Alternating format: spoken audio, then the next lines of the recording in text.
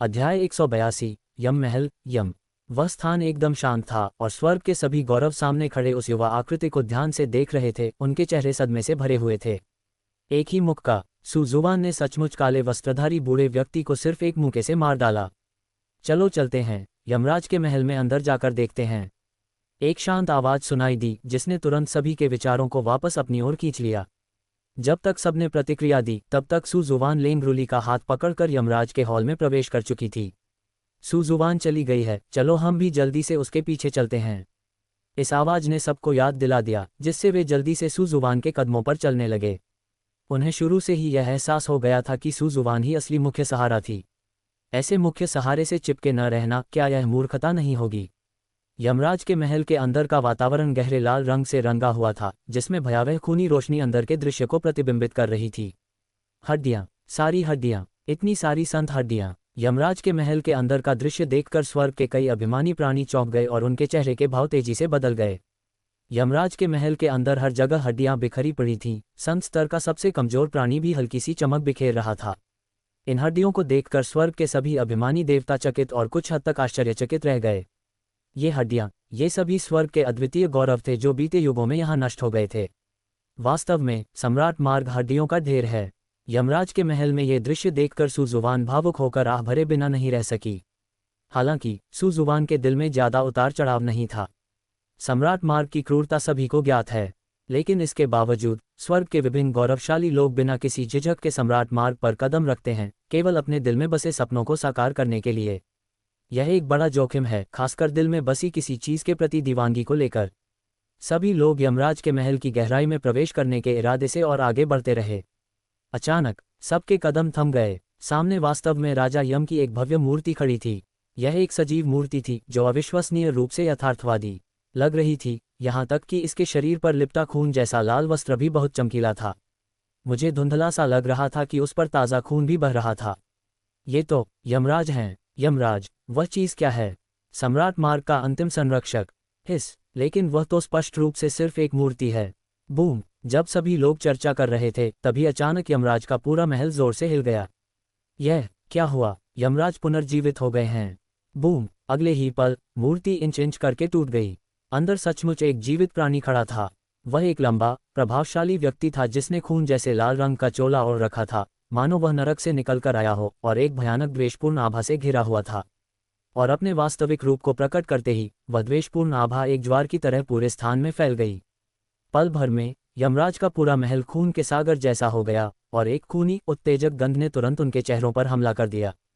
और इससे भी ज्यादा दिल दहला देने वाली बात थी, हवा में व्याप्त भयानक दबाव। सर्वोच्च, जी हाँ, यह एक सर्वोच्च शक्ति की आभा थी। सर्वोच्च, ये कैसे संभव है? यमराज सर्वोच्च कैसे हो सकते हैं? सम्राट मार्ग के अंत में एक संत राजा पहले से ही शिखर पर होता है, तो एक सर्वोच्च सत्ता कैसे प्रकट हो सकती है? इस युग की सम्राट सड़क, कुछ तो गड़बड़ है। वातावरण में व्याप्त अत्यधिक दबाव को महसूस करते ही स्वर्ग के सभी अभिमानी देवता चौंक गए और उनके चेहरे के भाव पूरी तरह से बदल गए। अतीत में सम्राट मार्ग के अंत में अधिक से अधिक एक संत राजा होता था, लेकिन इस युग में ये सीधे तौर पर एक सर्वोच्च सत्ता थी। वह अस्तित्व तो अर्ध सम्राट से भी कहीं अधिक भयावह था। सुप्रीम आमतौर पर प्रतिबंधित क्षेत्रों में रहते हैं और उन्हें प्रतिबंधित क्षेत्र के सुप्रीम भी कहा जाता है, जिनकी शक्ति अक्सर एक अर्ध सम्राट और एक महान सम्राट के बीच होती है। ऐसे सभी अस्तित्व महाशक्तियों के समान हैं। और अब ठीक इसी तरह का एक हथियार सम्राट मार्ग पर सचमुच प्रकट हो गया था। ये सचमुच आश्चर्यजनक था। सम्राट मार्ग पर एक सर्वोच्च शक्ति प्रकट हुई है, हम इससे कैसे निपटें? स्वर्ग का गौरव निराशा में चिल्ला उठा। ज्यादा घबराओ मत, इस सर्वोच्च शक्ति के पास पूरी युद्ध शक्ति नहीं हो सकती। आखिरकार अगर यह सचमुच अपनी चरम सीमा पर एक सर्वोच्च शक्ति होती तो इस युग में कोई भी सम्राट नहीं बन पाता। अचानक अंतरिक्ष में ऐसी आवाज सुनाई दी जिससे वहां मौजूद स्वर्ग के अभिमानी देवता तुरंत काफी हद तक शांत हो गए। सभी ने इस बारे में सोचा और ये तर्कसंगत लगा। यदि यह वास्तव में अपने चरम पर एक सर्वोच्च शक्ति होती तो इस युग में सम्राट बनने की उपलब्धि हासिल करने वाले कैसे हो सकते थे? क्या उन सभी को यही नहीं गिरना पड़ता? उस व्यक्ति की शक्ति या तो क्षतिग्रस्त हो गई है या उसे दबा दिया गया है। संभवतः वह संत राजा के शिखर पर है, एक अर्ध सम्राट के करीब। सुजुबान से बात करते समय लेंगरुली की कोमल बाहें थोड़ी सिकुड़ गईं और उनके चेहरे पर चिंता की झलक दिखाई दी। चोटी संत राजा, लगभग एक अर्ध सम्राट के करीब है ना? चिंता करने की कोई जरूरत नहीं है, मैं अभी भी मोर्चा संभाल सकता हूँ। यमराज की विशिष्ट शक्ति के बारे में सुनकर सुजुवान के चेहरे पर कोई बड़ा उतार चढ़ाव नहीं आया और वह बेहद शांत रहा। अगर यह शिखर है संत राजा, अमर संहारक तलवार को मुक्त करके वह शायद लड़ने में असमर्थ न हो। सुजुवान की बातें सुनकर लेंगरूली थोड़ी चौंक गई, उसकी खूबसूरत आंखें झपकती रहीं और वह सुजुवान के चेहरे को अजीब तरह से घूरने लगी। सुजुवान की ताकत कितनी थी, ये कहना ही काफी होगा कि वह शिखर के खिलाफ खुद को संभाल सकता था। संत राजा, तुम सब जो मेरे यमराज के महल में प्रवेश कर रहे हो, क्या तुम मुझसे लड़ने की तैयारी कर रहे हो? एक ठंडी आवाज सुनाई दी जो असीम ठंडक से भरी हुई थी। जैसे ही ये शब्द कहे गए, राजा यम ने अपने हाथ में रक्तात्मा ध्वज उठाया और उसे बलपूर्वक लहराया। पल भर में ये जगह एक भूतिया लोक में बदल गई, जहां हड्डियां जमा देने वाली ठंड थी और हर जगह भूतिया सैनिक और भूतिया सेनापति मौजूद थे, जिनकी संख्या 10 लाख से भी अधिक थी। मेरी मौत बहुत ही दयनीय हुई। मुझे मेरा जीवन वापस दे दो, मुझे मेरा जीवन वापस दे दो। यमराज के महल में अनगिनत भूत सैनिक और भूत सेनापति ठंडी हवा लिए और लंबी तलवारें लिए हुए, चीखते हुए गर्जना करते हुए सुजुवान और स्वर्ग के अन्य गौरवों की ओर बढ़े। हे भगवान, ये सब क्या हो रहा है? इतने सारे भूत, क्या हम मरने का इंतजार नहीं कर रहे हैं? स्वर्ग के सभी अभिमान भयभीत दिखाई दिए, उनके चेहरों पर आशा का कोई निशान नहीं था। अध्याय 183 यम के साथ भयंकर युद्ध। शून्य में प्रेत सैनिक और प्रेत सेनापति घनी आबादी में मौजूद थे, लगभग पूरे यमराज के हॉल को भर चुके थे। और वह गर्जनापूर्ण ध्वनि एक अव्यवस्थित अंतिम संस्कार गीत की तरह थी, जो सभी जीवित प्राणियों को परलोक की ओर भेज रही थी।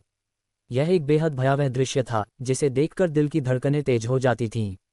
लेकिन इस समय स्वर्ग के अभिमानों के पास हताशापूर्वक प्रतिरोध करने के अलावा कोई और विकल्प नहीं था।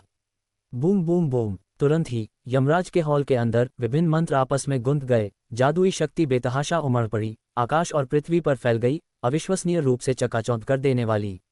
यमराज की साधना भयावह थी, लेकिन ये भूत सैनिक और भूत सेनापति केवल संत थे। स्वर्ग के उन अभिमानियों के लिए इनसे निपटना उतना मुश्किल नहीं था जो इतनी दूर तक आ चुके थे। इसलिए समय बीतने के साथ साथ भूत सैनिकों और भूत जनरलों की संख्या में भी तेजी से कमी आई। इससे स्वर्ग के अभिमानियों को भी जीवित रहने की आशा मिली और उन्होंने विभिन्न दिव्य क्षमताओं को प्रदर्शित करने में और भी अधिक लगन से प्रयास किया। इनमें सुजुवान, लेंगरूली, नाइन क्राउन किंग और अन्य सबसे शक्तिशाली थे, जो एक ही चाल में बड़ी संख्या में भूत सैनिकों और भूत जनरलों को पल भर में नष्ट कर देते थे। बस करो, अब और संघर्ष मत करो, मैं तुम्हें तुरंत यहाँ से रवाना कर दूंगा। शायद स्थिति को ठीक न समझते हुए यमराज ने अचानक एक ठंडी चीख निकाली और सीधे अपना प्रहार किया। खून से सना हुआ हथेली का निशान मैदान में मौजूद स्वर्ग के अभिमानों की ओर जा लगा। हम मृत्यु की उस दिल दहला देने वाली आभा को महसूस करते हुए स्वर्ग के सभी अभिमान चौंक गए और जल्दी से ऊपर की ओर देखा तो उन्हें आकाश और पृथ्वी को ढकने वाला एक विशाल हथेली का निशान दिखाई दिया, जो उन पर दबाव डाल रहा था। सब खत्म हो गया, हम मर चुके हैं। यमराज के प्रहार का सामना करते हुए स्वर्ग के कई अभिमानी प्राणियों ने निराशा में अपनी आंखें बंद कर ली थीं। ऐसी शक्ति का मुकाबला करना उनके बस की बात नहीं थी। धमाका। अगले ही पल एक जोरदार धमाका हुआ, जिससे आकाश और पृथ्वी हिल गए। युद्ध के भयावह परिणामों ने सीधे तौर पर यमराज के पूरे महल को उलट दिया। हम मरे नहीं। स्वर्ग के कुछ स्वामियों ने बेहद हैरानी से अपनी आंखें खोलीं। ये सुजुवान है, उसने अपना दांव चल दिया। किसी ने उत्तेजित होकर चिल्लाया। सभी लोग स्तब्ध थे और उत्सुकता से आगे की ओर देख रहे थे। वहां एक युवक देवदार के पेड़ की तरह लंबा खड़ा था।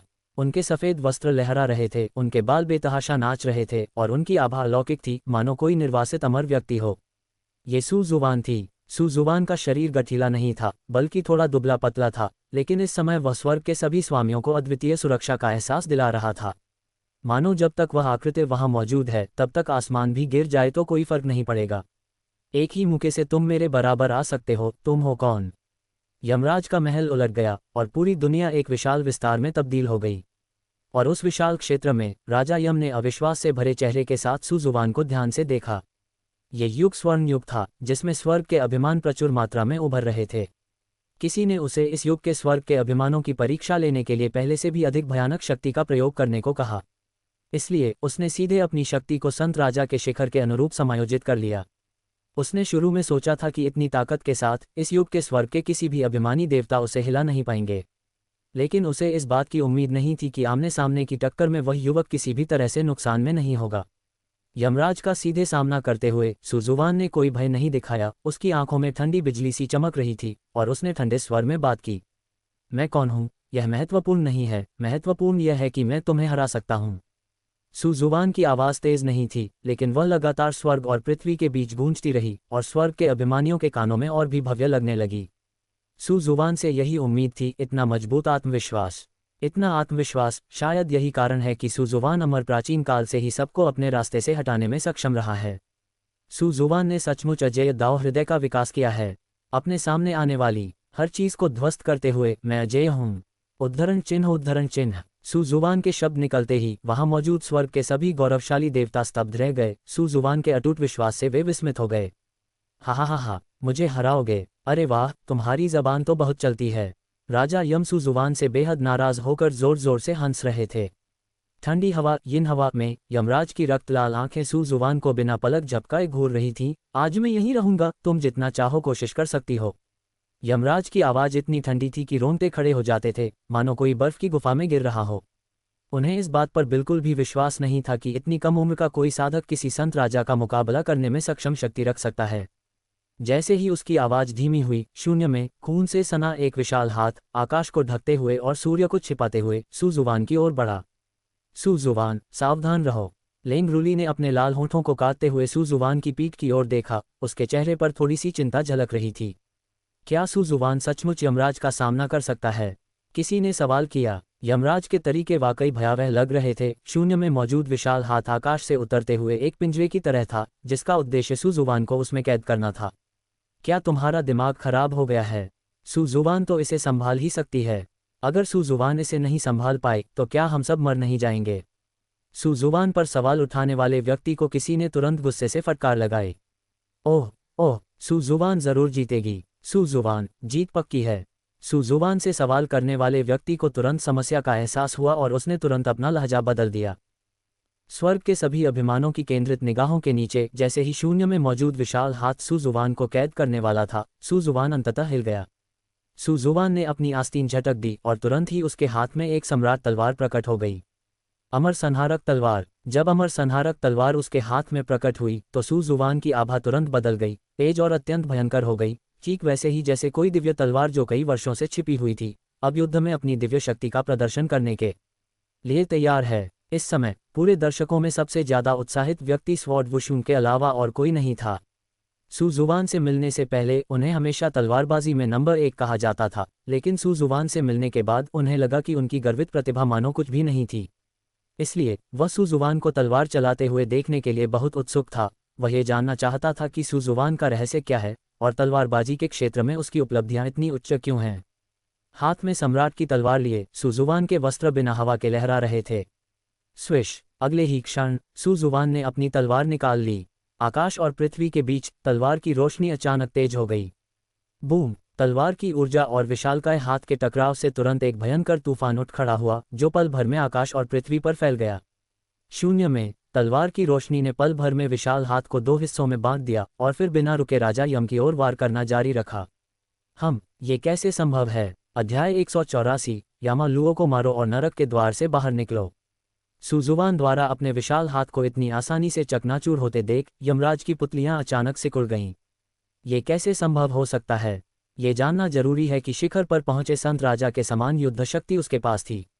हालांकि राजा यम से खिलवाड़ करना आसान नहीं था, मेंगपो और काले वस्त्रधारी बूढ़े व्यक्ति के विपरीत, जिनसे पहले आसानी से निपटा जा चुका था। यमराज का शरीर कांप उठा और वह सुजुवान की तलवार से बचते हुए सीधे शून्य में विलीन हो गया। स्थानिक गुप्त कला। राजा यम को इस तरह की विधि का प्रयोग करते देख सुजुवान के होंठ हल्के से मुड़ गए और उसके चेहरे पर एक रक्तपिपासु मुस्कान आ गई। अगर बात स्थानिक गुप्त कलाओं की होती तो वह निश्चित रूप से उसके साथ खिलवाड़ कर सकता था। आखिरकार उन्होंने न केवल प्राचीन 9 रहस्यों में से एक लिंजी रहस्य में महारत हासिल की, बल्कि 9 महान स्वर्गीय पुस्तकों में से एक खाली पुस्तक में भी महारत हासिल की। सुजुवान की आंखें थोड़ी सिकुड़ गईं और उसने एक हस्त मुद्रा बनाई। तोड़ना! एक निर्मम शब्द बोला गया। पल भर में अंतरिक्ष इंच इंच करके अत्यंत तीव्र गति से चकनाचूर हो गया। टकराना! कुछ ही देर में एक आकृति सीधे शून्य से नीचे गिरी, जमीन पर जोर से टकराए और धूल का बादल उठा दिया। तुरंत ही स्वर्ग के सभी अभिमानी चौंक गए। सुजुवान के तरीके सचमुच अंतहीन और बेहद आश्चर्यजनक थे। क्या तुम्हारे पास स्वर्गिक ग्रंथ की विरासत है? राजा यमा झट से उठ खड़े हुए, उनकी खून जैसी लाल आंखें चौड़ी हो गईं और वे कुछ अविश्वास के साथ सुजुवान को घूरने लगे। हाँ, इसमें क्या है? क्या कोई समस्या है? सुजुवान ने उपहास भरी निगाहों से राजा यम की ओर देखा और ताना मारा। तुम्हें अनेक विरासतें प्राप्त हैं। तुम्हें ये किसने सिखाई? राजा यम ने पूछा। अनंत युगों में उसने स्वर्ग के इतने शक्तिशाली अभिमान को पहले कभी नहीं देखा था, इतना शक्तिशाली कि उसे कुछ हद तक अविश्वास महसूस हुआ। सुजुवान ने हल्की सी मुस्कान बिखेरी, यमराज के प्रश्न का उत्तर नहीं दिया, बस अपनी आंखें थोड़ी सी सिकोड़ लीं। पल भर में 2 अराजक दिव्य प्रकाश की किरणें भयंकर रूप से बाहर निकलीं। बूम! अराजकता के दिव्य प्रकाश ने सब कुछ बहा दिया, दुनिया को अपने आगोश में ले लिया और पलक झपकते ही राजा यम को नीचे गिरा दिया। टकराना! राजा यम एक बार फिर हिंसक रूप से हवा में उछलकर जमीन पर जा गिरे। दरअसल अगर उसका मजबूत शरीर न होता तो वह कब का अराजकता के दिव्य प्रकाश द्वारा नष्ट हो चुका होता। फुफकार! ऐसा दृश्य देखकर वहां मौजूद स्वर्ग के गौरव भी स्तब्ध रह गए। उनकी नज़रों में अविचल राजा यम सुजुवान के सामने बुरी तरह से चूर चूर हो रहे थे। इससे उन्हें आश्चर्य हुआ कि क्या सुजुवान सचमुच उन्हीं के युग की स्वर्ग की शान थी। आखिर दोनों के बीच इतना बड़ा अंतर कैसे हो सकता है? ये बहुत ही भयावह है। सुजुवान के तरीके हमारी कल्पना से परे हैं। सर्वोच्च स्तर पर पहुंचे संत राजा को भी सुजुवान ने हरा दिया है। मुझे नहीं पता कि अब सुजुवान को कौन हरा सकता है। अगर इस पीढ़ी में केवल एक ही व्यक्ति दाव प्राप्त कर सकता है तो वह निश्चित रूप से सुजुवान ही होगा। बहुत शक्तिशाली, सचमुच स्वर्ग के वर्तमान गौरव की सीमा से परे। वहां उपस्थित स्वर्ग के सभी गौरवशाली देवता सुजुवान के आतंक को देखकर चकित रह गए। क्या सुजुवान सचमुच इतना शक्तिशाली है? शिखर पर मौजूद संत राजा भी उसका मुकाबला नहीं कर सकते। ऐसा लगता है कि सुजुवान को निखारने के लिए दीर्घकालिक योजना की आवश्यकता है। दूर से डार्कनेस सन का चेहरा गंभीर था और वह खुद से कुछ बुदबुदा रहा था। सुजुवान शिखर पर एक संत राजा का मुकाबला कर सकती है, जो वाकई आश्चर्यजनक है। लेकिन मुझे भी कम नहीं आंकना चाहिए। जब हम निर्जन आकाश युद्ध क्षेत्र में पहुंचेंगे तब भी यह कहना मुश्किल है कि अंत में जीत किसकी होगी। एक कोने में बैठी चेन बेक्सुआन सुजुवान को गहरी निगाहों से देखती हुई बुदबुदा रही थी। सुजुवान द्वारा पहले कुचले जाने के अनुभव ने बेक्सुआन को बहुत आक्रोशित कर दिया था और उसे हर हाल में उस शर्म को मिटाना ही था। बच्चे, तुम ईमानदारी से नहीं खेल रहे हो, है ना? राजा यम क्रोधित हो गए, एक बार फिर जमीन से उठे और बिना कुछ कहे उन्होंने सुजुवान को नीचे दबा दिया। यमराज की गति अत्यंत तीव्र थी और वह पलक झपकते ही सुजुवान के सामने प्रकट हो गए। सुशुवान लेंगरूली शायद ही कभी अपना संयम खोती थी और सुजुवान को याद दिलाने के लिए जोर से चिल्लाती थी। और ठीक उसी समय जब सभी को लगा कि सुजुवान को यमराज मार डालने वाले हैं, सुजुवान के चारों ओर से अचानक अतुलनीय रूप से चकाचौंध कर देने वाली सुनहरी रोशनी की चमक फूट पड़ी, जिससे आंखें खोलना लगभग असंभव हो गया। अविनाशी स्वर्ण शरीर, सभी तरीकों से अप्रभावित। यमराज को तुरंत एहसास हो गया कि कुछ गड़बड़ है। सुजुवान के शरीर पर पड़ने वाली सुनहरी रोशनी मानो विशेष रूप से उसे ही प्रतिकारने के लिए थी, जिससे वास्तव में उसका शरीर इंच इंच करके जलने लगा। हे अविनाशी स्वर्ण शरीर एक बौद्ध दिव्य क्षमता है, जिसे विशेष रूप से आप जैसे लोगों का मुकाबला करने के लिए बनाया गया है। सुजुवान ने आसमान की ओर उंगली उठाते हुए व्यंग्य किया। गड़गड़ाहट, पूरा अंतरिक्ष अचानक एक अंतहीन गर्जना के क्षेत्र में बदल गया।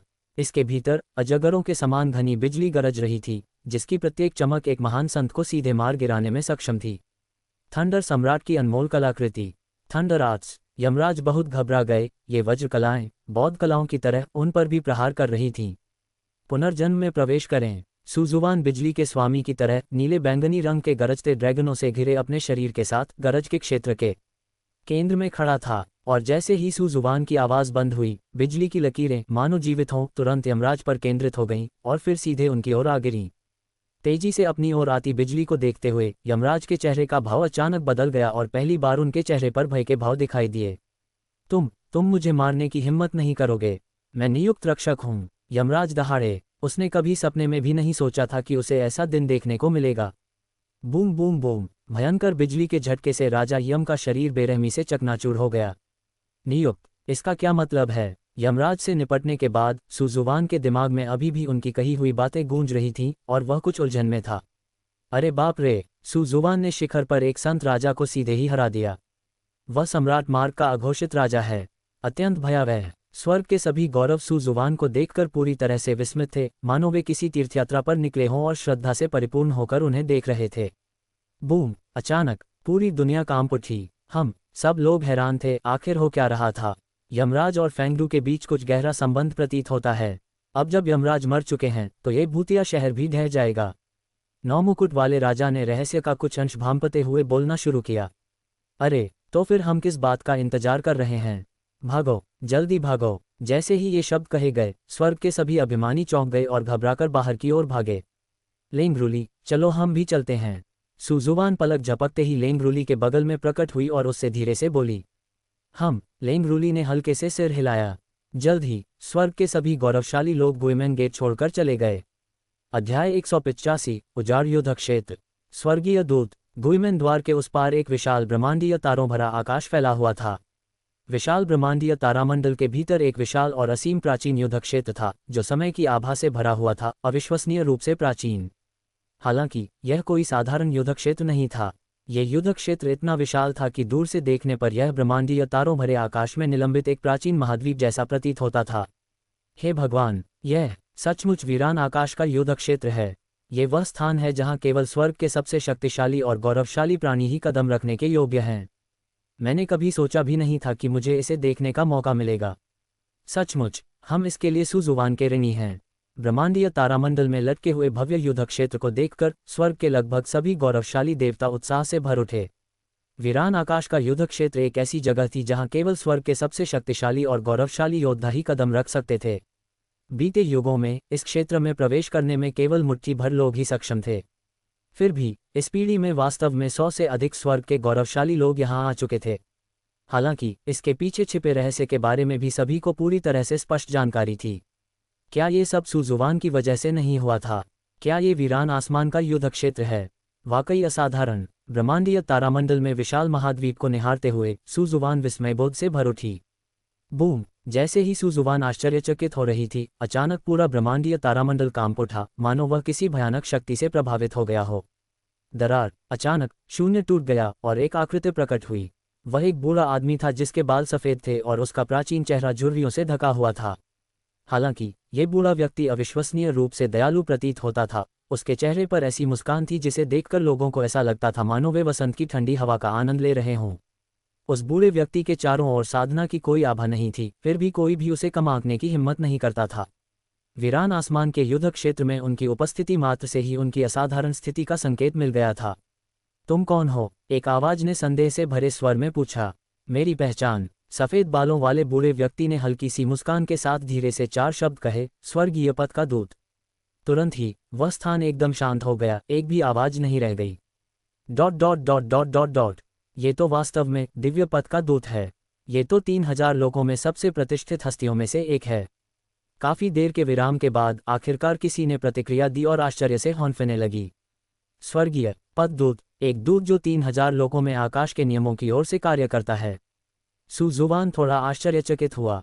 ये वास्तव में एक बहुत ही महत्वपूर्ण पहचान थी।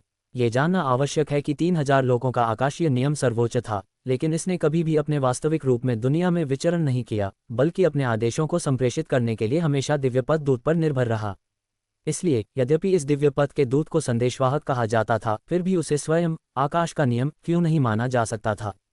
सभी के आश्चर्य को देखते हुए बूढ़े व्यक्ति ने बस हल्की सी मुस्कान बिखेरी और आगे कहा, सबसे पहले मैं आप सभी को बधाई देना चाहता हूँ। आपने सम्राट मार्ग के संघर्षों में विजय प्राप्त की है और यहाँ तक पहुँचे हैं। निस्संदेह आप सभी 3000 लोगों में स्वर्ग के सर्वोच्च गौरव हैं। उद्धरण चिन्ह। लेकिन जैसा कि आप भी जानते हैं, एक ही पीढ़ी में इतने सारे लोगों का ज्ञान प्राप्त करना असंभव है। इसलिए आप में से चयन करना अभी भी आवश्यक है। चयन कैसे करना है? ये डेजर्टेड स्काई बैटलफील्ड के माध्यम से होगा। जब बूढ़े व्यक्ति ने इस बिंदु तक बोलना शुरू किया तो स्वर्ग के कई अभिमानी उत्साहित होने लगे। वीरान आकाश का युद्ध क्षेत्र ज्ञान प्राप्ति से संबंधित था। अगर वे अंत तक टिके रहे तो सब कुछ तय हो जाएगा। हालांकि स्वर्ग के कई गौरवशाली प्राणियों ने चिंता के भाव भी प्रकट किए। आखिरकार वे अपनी क्षमताओं के बारे में पूरी तरह से स्पष्ट थे। अगर सुजुवान न होता तो शायद वे 12वें दर्रे पर ही रुक जाते।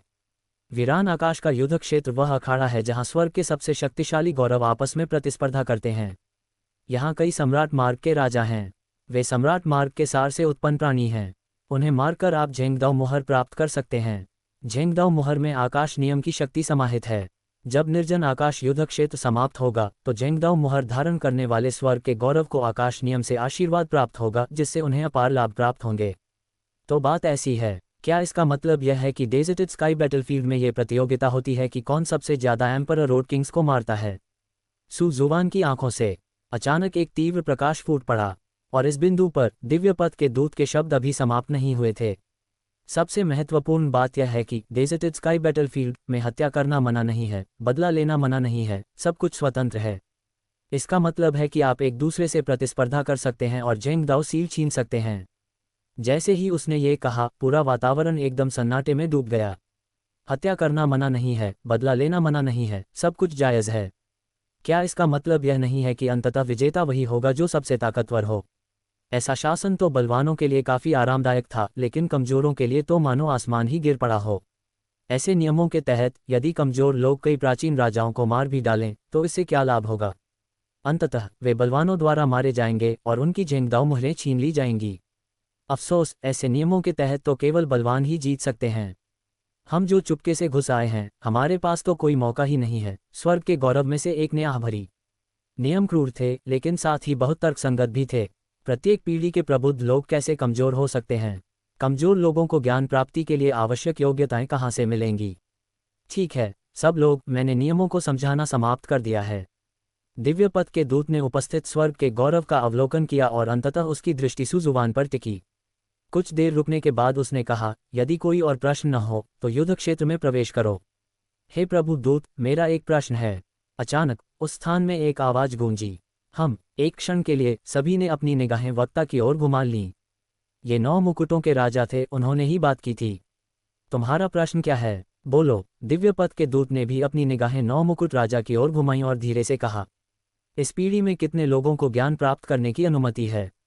9 मुकुटों के राजा ने दिव्य पथ के दूत की ओर देखा और पूछा। ये सवाल सुनते ही सब लोग तुरंत चौकन्ने हो गए। कितने लोगों को ज्ञान प्राप्ति की अनुमति मिली? यह एक बहुत ही महत्वपूर्ण प्रश्न था। यदि केवल एक ही व्यक्ति को ज्ञान प्राप्त करने की अनुमति दी जाती तो निर्जन आकाश, युद्ध क्षेत्र एक अत्यंत रक्तरंजित नरसंहार में तब्दील हो जाता। हालांकि ये पीढ़ी इतनी प्रतिभाशाली थी कि निश्चित रूप से एक से अधिक व्यक्ति को ही ज्ञान प्राप्त करने की अनुमति मिलनी चाहिए, है ना? इस पीढ़ी में कई स्वर्ग के गौरव एक साथ ज्ञान प्राप्त कर सकते हैं। दिव्यपथ के दूत ने 9 मुकुट राजा की ओर देखते हुए कहा। वूश! प्रतिभावान और गौरवशाली गायक उत्साह से झूम उठे। एक साथ कई लोग ज्ञान प्राप्त कर सकते हैं। क्या इसका मतलब यह नहीं है कि अगर वे भाग्यशाली रहे तो उन्हें भी मौका मिल सकता है? आपके उत्तर के लिए धन्यवाद प्रभु दूत। 9 मुकुटों के राजा ने मुस्कुराते हुए दिव्यपथ के दूत को गहन प्रणाम किया। क्या आपके कोई और प्रश्न हैं? दिव्यपथ के दूत ने फिर पूछा। इस बार वह स्थान एकदम शांत था, किसी ने कुछ नहीं कहा। सभी लोग युद्ध के मैदान में प्रवेश करें। Swish swish swish! दिव्यपथ दूत के शब्द समाप्त होते ही इंद्रधनुषी प्रकाश की कई लकीरें चमक उठीं। स्वर्ग के कई गौरव पहले ही निर्जन आकाश युद्ध क्षेत्र की ओर दौड़ पड़े थे। खैर, अगर मैं वीरान आसमान के युद्ध क्षेत्र में मर गया तो क्या हुआ? कम से कम मैंने इस पीढ़ी में सम्राट मार्ग पर अपना सर्वश्रेष्ठ प्रयास तो किया। स्वर्ग के गौरवों में से एक ने यह बात अपने मन में कही। फिर वह वीरान आसमान के युद्ध क्षेत्र की ओर चल पड़ा। वीरान आकाश का युद्ध क्षेत्र खुल गया है। लेंगरूली, चलो हम भी युद्ध क्षेत्र चलते हैं। सुजुवान ने अपने बगल में बैठी लेंगरूली की ओर देखा और धीरे से बोली। सुजुवान, क्या आपको लगता है कि हम सभी को ज्ञान प्राप्त हो जाएगा?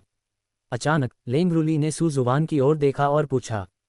सुजुवान थोड़ा हैरान रह गया और उसने लेंगरूली को अजीब नज़र से देखा। पत्नी, आपकी प्रतिभा के बावजूद क्या आपको अब भी डर है कि आप ज्ञान प्राप्त नहीं कर पाएंगी? सुजुवान थोड़ा असमंजस में था। चूंकि इस पीढ़ी में एक साथ कई लोगों को ज्ञान प्राप्त करने की अनुमति थी, तो लेंगरूली की प्रतिभा में क्या समस्या हो सकती है? चलो युद्ध के मैदान में चलते हैं, लेंगरूली ने सुजुवान की ओर मुस्कुराते हुए कहा। जल्द ही स्वर्ग के सभी गौरव निर्जन आकाश युद्ध क्षेत्र में प्रवेश कर चुके थे। अंतिम प्रतियोगिता शुरू हो चुकी थी। अध्याय 186 सम्राट मार्ग के राजा को मार डालो और उपलब्धि की मुहर पर कब्जा करो। Boom boom boom! वीरान आसमान का युद्ध क्षेत्र अभी अभी खुला ही था कि एक भीषण युद्ध छिड़ गया। सामने स्वर्ग का एक गौरव पहले से ही सम्राट मार्ग के एक राजा के खिलाफ लड़ रहा था। सम्राट मार्ग का वह राजा साधना में एक महान संत था, लेकिन उसका भौतिक शरीर अविश्वसनीय रूप से मजबूत था, जिसमें आकाश और पृथ्वी को चकनाचूर करने में सक्षम भयानक जीवन शक्ति थी। जल्द ही स्वर्ग का वह गौरव युद्ध में पिछड़ने लगा।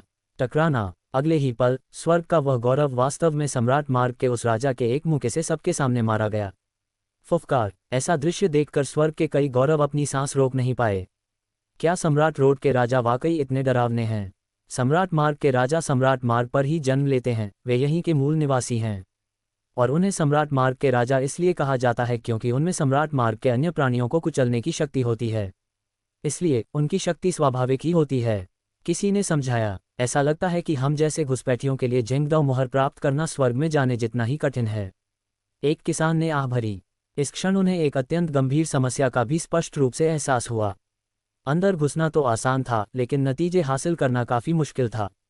बूम! जैसे ही साधक निराश महसूस कर रहे थे, तभी अचानक सामने के युद्ध क्षेत्र से एक जोरदार विस्फोट हुआ जिसने आकाश को हिला दिया। वहां एक तलवारबाज ने एक ही तलवार से सम्राट मार्ग के राजा को मार गिराया। उस तलवार साधक के पास एक सम्राट तलवार थी और उसकी तलवार की शक्ति 9 आकाशों तक पहुंच गई थी। वह तलवार वुशुंग थी। फुफकार! ऐसा दृश्य देखकर कई लोग एक बार फिर अवाक रह गए। साथ ही वे मन ही मन खुशी से झूम उठे। तलवार दानव के नाम से जाने जाने वाले उस व्यक्ति से जैसी उम्मीद थी, इस पीढ़ी के स्वर्ग के सर्वोच्च गौरव से जैसी उम्मीद थी, उस तरह का व्यवहार स्वर्ग के सामान्य गौरवों से बिल्कुल अतुलनीय था। बूम! दूसरी ओर लिन फैंग ने भी एक ही हथेली के प्रहार से सम्राट मार्ग के एक महान संत स्तर के राजा को मार डाला। इस समय उसने कुछ भी नहीं रोका। सम्राट की वंशानुगत शक्ति पूरी तरह से उजागर हो गई, जो स्वर्ग और पृथ्वी पर कहर बरपा रही थी। उसी समय 9 क्राउन किंग, डार्कनेस सन, अमर भ्रूण से रूपांतरित युवक और चेन बेक्सुआन सभी ने अपनी अपनी चालें चली, अपनी दिव्य क्षमताओं का प्रदर्शन किया और अपने सामने सम्राट मार्ग के राजाओं को दबा दिया। तुरंत ही शून्य में खून बिखर गया और जमीन पर गिर गया। स्वर्ग के साधारण अभिमान भी चकित रह गए। सम्राट मार्ग के राजा, जो उनके लिए अविश्वसनीय रूप से शक्तिशाली थे, वास्तव में स्वर्ग के सच्चे गौरव के सामने इतने कमजोर साबित हुए। क्या यही हमारे और स्वर्ग के सच्चे गौरव के बीच का अंतर है? ये बिल्कुल भी साधारण नहीं है। स्वर्ग के अनेक अभिमानों ने इसी प्रकार आह भरी। वास्तव में क्या वे साधारण थे? बिल्कुल नहीं। अपने अपने क्षेत्रों में वे ऐसे प्रतिभाशाली व्यक्ति थे जो 1000 या 10,000 वर्षों में भी शायद ही कभी देखने को मिलते हैं। लेकिन फिर भी जब वे यहाँ आए तो उन्हें पता चला कि वे कुछ भी नहीं थे। स्वर्ग के साधारण अभिमान भी इस असमानता को सहन नहीं कर सकते थे। एम्परर रोड के राजा, मैं देखना चाहूंगा कि क्या वे इस उपाधि के अनुरूप खरे उतरते हैं। सु जुबान के आगे बढ़ने पर एक शांत और आत्मविश्वास भरी आवाज सुनाई दी। पल भर में वह शून्य चकनाचूर हो गया। टकराना! अगले ही पल सम्राट मार्ग के एक राजा को एक ही मुक्के से मार डाला गया। इसके अलावा सु जुबान की मुक्केबाजी की गति इतनी तेज थी कि सम्राट मार्ग के राजा को प्रतिक्रिया करने का समय ही नहीं मिला। सु जुबान के इस कदम से जो हलचल मची, उसने स्वाभाविक रूप से स्वर्ग के कई स्वामियों का ध्यान आकर्षित किया। सु जुबान के तरीकों को वे पहले ही देख चुके थे, फिर भी जब भी वे उन्हें दोबारा देखते तो वे चौंक जाते। सु जुबान ने शून्य पर कदम रखा और अपनी दोहरी पुतलियों की एक तेज चमक के साथ 2 अराजक दिव्य प्रकाश निकले जो सब कुछ को निगल गए। Bang bang bang! अराजकता के दिव्य प्रकाश के प्रकोप के तहत सम्राट मार्ग के कई राजा पल भर में ही खून से लथपथ हो गए। डबल प्यूपिल से जैसी उम्मीद थी, ये तो अजेयता का साक्षात प्रतीक है। ऐसा दृश्य देखकर स्वर्ग के सभी गौरव प्रशंसा से विस्मयचकित हुए बिना नहीं रह सके। दोहरी पुतलियों से स्वर्ग और पृथ्वी के द्वार खुल जाते हैं। प्राचीन काल से लेकर आज तक मानव जगत में कभी कोई पराजय नहीं हुई है, ये कहावत सचमुच कोरी बातें नहीं है। सु जुबान इतनी ताकतवर है, इसलिए मैं भी पीछे नहीं रह सकती। लेंगरूली की खूबसूरत आंखें चमक उठीं और वह भी शून्य में प्रकट हो उठी, अपनी आस्तीन लहराते हुए, और भयानक दिव्य अग्नि चीख सु जुबान के अराजक दिव्य प्रकाश की तरह पल भर में सब कुछ बहा ले गई। Bang bang bang! दिव्य अग्नि आकाश और पृथ्वी पर फैल गई और सम्राट मार्ग के कई राजा पल भर में नष्ट हो गए। सु जुबान न केवल शक्तिशाली है, बल्कि सु जुबान का दाव साथी भी इतना भयानक है। हे, ये कैसी बकवास कर रहे हो? क्या तुम्हें नहीं पता कि वो औरत हमेशा हमसे आगे रही है? जब हम सम्राट मार्ग के 8वें या 9वें दर्रे पर ही थे, तब वो 12वें दर्रे तक पहुंच चुकी थी। वो भी स्वर्ग की महापुरुषों की पराकाष्ठा है, जैसा कि एक जोड़े से उम्मीद थी। फुफकार! वाकई डरावना। सु जुबान, रूली और स्वर्ग के अन्य अजेय गौरवों की चालों को देखने के बाद कई साधकों में मानो तुरंत जोश भर गया और उनकी युद्ध भावना उबलने लगी। शायद उन्हें लगा होगा कि वे इसे दोबारा कर सकते हैं।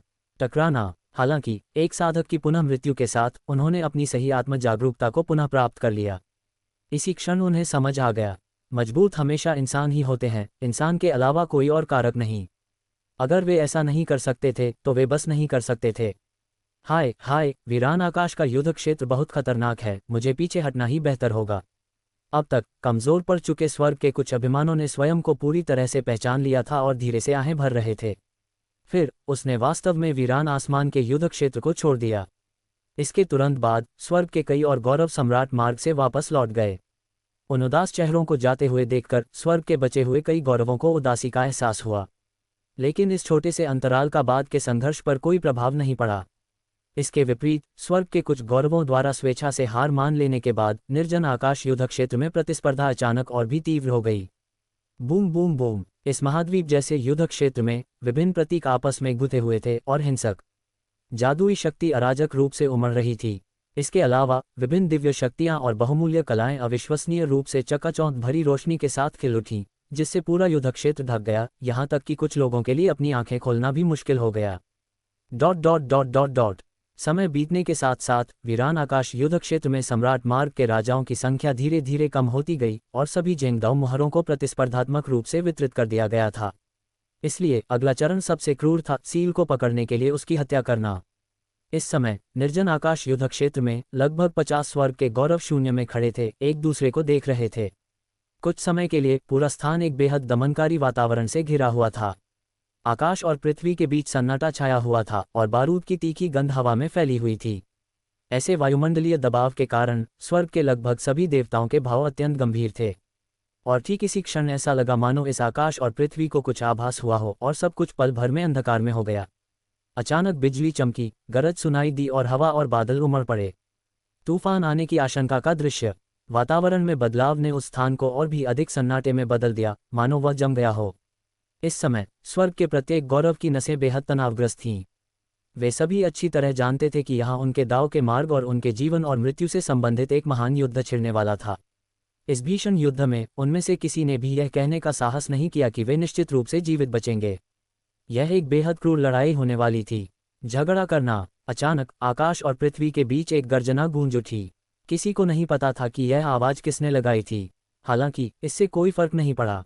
महत्वपूर्ण बात यह थी कि भयंकर युद्ध सचमुच छिड़ चुका था। अध्याय 187 लेंगरुली चेन बेक्सुआन से लड़ता है। बूम। किसी ने पहला कदम उठाया और पल भर में स्वर्ग के गौरव को नष्ट कर दिया। अंधकार का पुत्र द डार्कनेस सन इस समय अखाड़े में मौजूद स्वर्ग के गौरव को गंभीर भाव से देख रहा था। उसकी खून जैसी लाल आंखें अपने अगले शिकार की तलाश कर रही थीं। ये वास्तव में एक भयावह दृश्य था। वह आदमी बहुत तेज चलता है, सू जुवान ने भावहीन होकर कहा, साथ ही साथ उस पर नजर भी रखी। अंधकार के पुत्र, तुमने मेरे भाई को मारने की हिम्मत कैसे की? एक गर्जना के साथ स्वर्ग का एक और गौरव सीधे अंधकार के पुत्र की ओर दौड़ा। इसी दौरान स्वर्ग के अन्य गौरवों के बीच भी युद्ध छिड़ गए। Boom boom boom. वीरान आकाश युद्ध क्षेत्र की दुनिया में विशालकाय गर्जनाओं ने आकाश और पृथ्वी को हिला दिया, सभी को बहरा कर दिया, मानो अनगिनत तारे एक साथ चकनाचूर हो रहे हों। एक अविश्वसनीय रूप से भयावह दृश्य। स्वर्ग के गौरव के बीच की वह भव्य लड़ाई शानदार थी, लेकिन साथ ही अविश्वसनीय रूप से क्रूर भी थी। ओह, मैं इसे स्वीकार नहीं करता। ऐसी भयावह चीखों के साथ स्वर्ग का गौरव लगातार गिरता रहा और निर्जन आकाश युद्ध क्षेत्र में कंकालों में परिवर्तित होता चला गया। मुझसे लड़ने कोई क्यों नहीं आ रहा है? शून्य में सू जुबान उदास दिख रहा था और अखाड़े में चल रही लड़ाई को बड़ी उम्मीदों से देख रहा था। लड़ाई भीषण थी, लेकिन ऐसा लग रहा था कि उसे नज़रअंदाज किया जा रहा है और किसी ने भी उसे चुनौती देने की इच्छा नहीं दिखाई। उसने लेंगरुली की ओर देखा, जो कुछ देर पहले मिले रहस्यमय युवक के साथ भयंकर लड़ाई में लगी हुई थी। कुछ तो गड़बड़ है। अचानक सू जुबान की निगाहें थोड़ी सिकुड़ गईं। उस युवक से निकलने वाली आभा, जिसे उसने पहले आसानी से कुचल दिया था। संत राजा। उस अचानक उत्पन्न हुई आभा को महसूस करते हुए सू जुबान चौंकने से खुद को रोक नहीं पाए। जिस व्यक्ति को उसने पहले आसानी से हरा दिया था, वह अचानक संत राजा कैसे बन गया? क्या उस बच्चे में कुछ ऐसी अद्भुत शक्तियां हो सकती हैं? परंपरा। सू जुबान की गहरी आंखों से अचानक एक तीव्र प्रकाश फूट पड़ा, जिससे उसकी दिलचस्पी बढ़ गई। शून्य में लेंगरुली के लाल वस्त्र लहरा रहे थे। उनका व्यवहार अद्वितीय था। जैसे ही उन्होंने अपनी आस्तीनें लहराईं, अनंत दिव्य फीनिक्स ज्वालाएं आकाश में उठ उठीं, पूरे अंतरिक्ष में फैल गईं और रहस्यमय युवक की ओर बढ़ गईं। हालांकि उस रहस्यमय युवक ने कोई अत्यधिक घबराहट नहीं दिखाई। उसके हाथ में एक लंबा भाला प्रकट हुआ और उसने सीधे लेंगरुली पर हमला कर दिया। ऐसी शक्ति में आकाश और पृथ्वी को नष्ट करने की क्षमता थी। बूम। आकाश और पृथ्वी के बीच एक जबरदस्त गर्जना हुई, जिससे भयावह युद्ध के परिणाम उत्पन्न हुए। जैसे ही इसके दुष्परिणाम शांत हुए, लेंगरुली और वह रहस्यमय युवक दोनों शून्य में कुछ कदम पीछे हट गए। तुरंत ही लेंगरुली के चेहरे के भाव बदल गए। उसने उस रहस्यमय युवक को अजीब तरह से घूर कर देखा। उसकी भौहें थोड़ी सिकुड़ी हुई थीं। लगता है इस लड़के ने पिछली बार से काफी सुधार कर लिया है। उनकी साधना किस प्रकार संत राजा के स्तर तक पहुंची?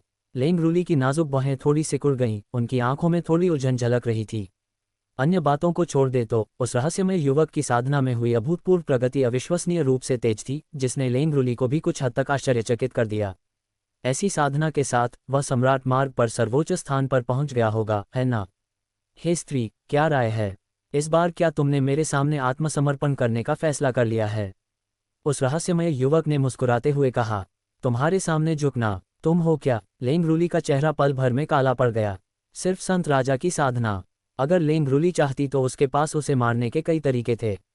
हे स्त्री, मुझे लगता है कि तुम सचमुच स्वर्ग और पृथ्वी की विशालता को नहीं जानती। क्या तुम संत राजा साधना के सच्चे मूल्य को नहीं समझती? उस रहस्यमय युवक ने ठंडे स्वर में बात की। जैसे ही उसके शब्द समाप्त हुए, उस रहस्यमय युवक पर मंडराती संत राजा की आभा पूरी तरह से मुक्त हो गई और तुरंत ही पूरे स्थान को अपनी चपेट में ले लिया। लेंगरूली की खूबसूरत आंखें थोड़ी सिकुड़ गईं। चूंकि आप मेरे साथ खेलने पर जोर दे रहे हैं, तो मैं आपकी बात मान लेती हूँ। जैसे ही उसके शब्द समाप्त हुए, लेंगरूली ने हाथ के इशारे बनाने शुरू कर दिए। तुरंत ही उस स्थान पर एक बेहद गर्म आभा उत्पन्न हो गई। दिव्य फीनिक्स निषिद्ध। लेंगरूली, तुम्हें ऐसी चींटी के खिलाफ कोई कदम उठाने की जरूरत नहीं है। ठीक उसी समय जब लेंगरूली अपनी निषिद्ध कला का प्रयोग करके उस रहस्यमय युवक को मौके पर ही नष्ट करने वाली थी, अचानक उस जगह पर एक धीमी आवाज गूंजी, जिसने तुरंत लेंगरूली की बातचीत को बाधित कर दिया। लेंगरूली थोड़ी चौंक गई और जब उसने अपने सामने की आकृति को देखा तो उसने तुरंत अपनी हरकतें रोक दीं। शुवान। लेंगरूली की खूबसूरत आंखें चमक उठी, उनमें खुशी की झलक थी। जुवान को प्रकट होते देख लेंगरूली जान गई कि अब उसे कुछ भी करने की आवश्यकता नहीं है। जुवान उसके लिए सब कुछ सुलझा देगी। यह उन दोनों के बीच पहले से ही एक मौन सहमति बन चुकी थी। शुरू में लेंगरूली को यह भावना पसंद नहीं आई, क्योंकि उसे लगा कि इसका मतलब है कि वह जुवान से हीन है। लेकिन जैसे जैसे घटनाएं बढ़ती गईं, लेंगरूली ने अब केवल इतना ही कहा, यह एहसास सचमुच अद्भुत है। बच्चे, समय बदल गया है। चेन बेक्सुआन ने जुवान को ठंडी निगाहों से घूरते हुए कहा, पहले तुम मुझे आसानी से हरा सकते थे, लेकिन अब दुनिया बदल गई है। चेन बेक्सुआन की आवाज के साथ ही संत राजा की आभा गर्जना की तरह उठी और अचानक जुवान पर दबाव डालने लगी। क्या तुम सपने में जी रहे हो? जुवान के चेहरे पर एक शरारती मुस्कान आ गई और उसने ठंडे स्वर में कहा, तुमने क्या कहा? चेन बेक्सुआन कुछ हैरान थी। अब वह संत राजा स्तर का शक्तिशाली योद्धा बन चुका था और विभिन्न निषिद्ध शक्तियों का स्वामी भी था। अपनी पूरी शक्ति का प्रदर्शन करते हुए वह पहले के यमराज से भी कहीं अधिक भयावह था। और फिर भी जुवान ने उससे इस तरह बात करने की हिम्मत कैसे की? क्या वह अपना मानसिक संतुलन खो बैठा था? बच्चे, ये तुम्हारे अहंकार का आखिरी मौका है। आज के बाद ये युग मेरा युग होगा। चेन बेक्सुआन की आवाज गरज की तरह थी, जो अंतरिक्ष में एक भयावह शक्ति के साथ गूंज रही थी। इस तरह की शक्तिशाली आभा ने स्वाभाविक रूप से स्वर्ग के कई गौरवों का ध्यान आकर्षित किया। कुछ समय के लिए कई निगाहें जुवान और चेन बेक्सुआन के बीच की लड़ाई पर टिक गईं। ये कौन है? इसकी हिम्मत कैसे हुई जुवान को चुनौती देने की? सम्राट मार्ग के अघोषित राजा को चुनौती देने की? वो आदमी जरूर जिंदगी से ऊब गया होगा। जुवान, भला ऐसा आदमी कैसे हो सकता है जिस पर वो मुफ्तखोरी करने की कोशिश करे? जब स्वर्ग के अधिकांश स्वामियों ने चेन बेक्सुआन को जुवान को चुनौती देते देखा तो उनके मन में ऐसे ही विचार आए, नहीं, वह व्यक्ति तो बहुत ही असाधारण है। उसकी साधना वास्तव में संत राजा स्तर की है। अचानक किसी ने चेन बेक्सुआन की असामान्य स्थिति पर ध्यान दिया। क्या संत राजा? इस युग में एक संत राजा प्रकट हो चुके हैं। पल भर में स्वर्ग के कई गौरवशाली लोग अचंभित रह गए। एक संत राजा, भले ही वह किसी बड़े राज्य में हो, वास्तव में एक दिग्गज होता है। और अब इस युग में एक संत राजा का उदय हुआ है। ये सचमुच अविश्वसनीय था। चेन बेक्सुआन के संत राजा होने की जानकारी मिलते ही वहां मौजूद सभी साधक तुरंत सतर्क हो गए।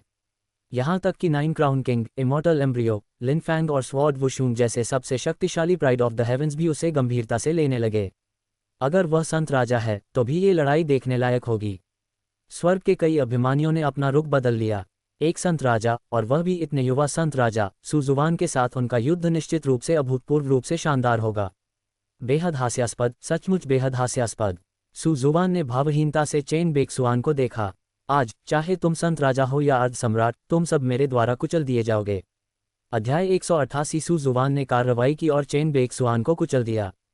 बूम! पल भर में आकाश और पृथ्वी सन्नाटे में डूब गए।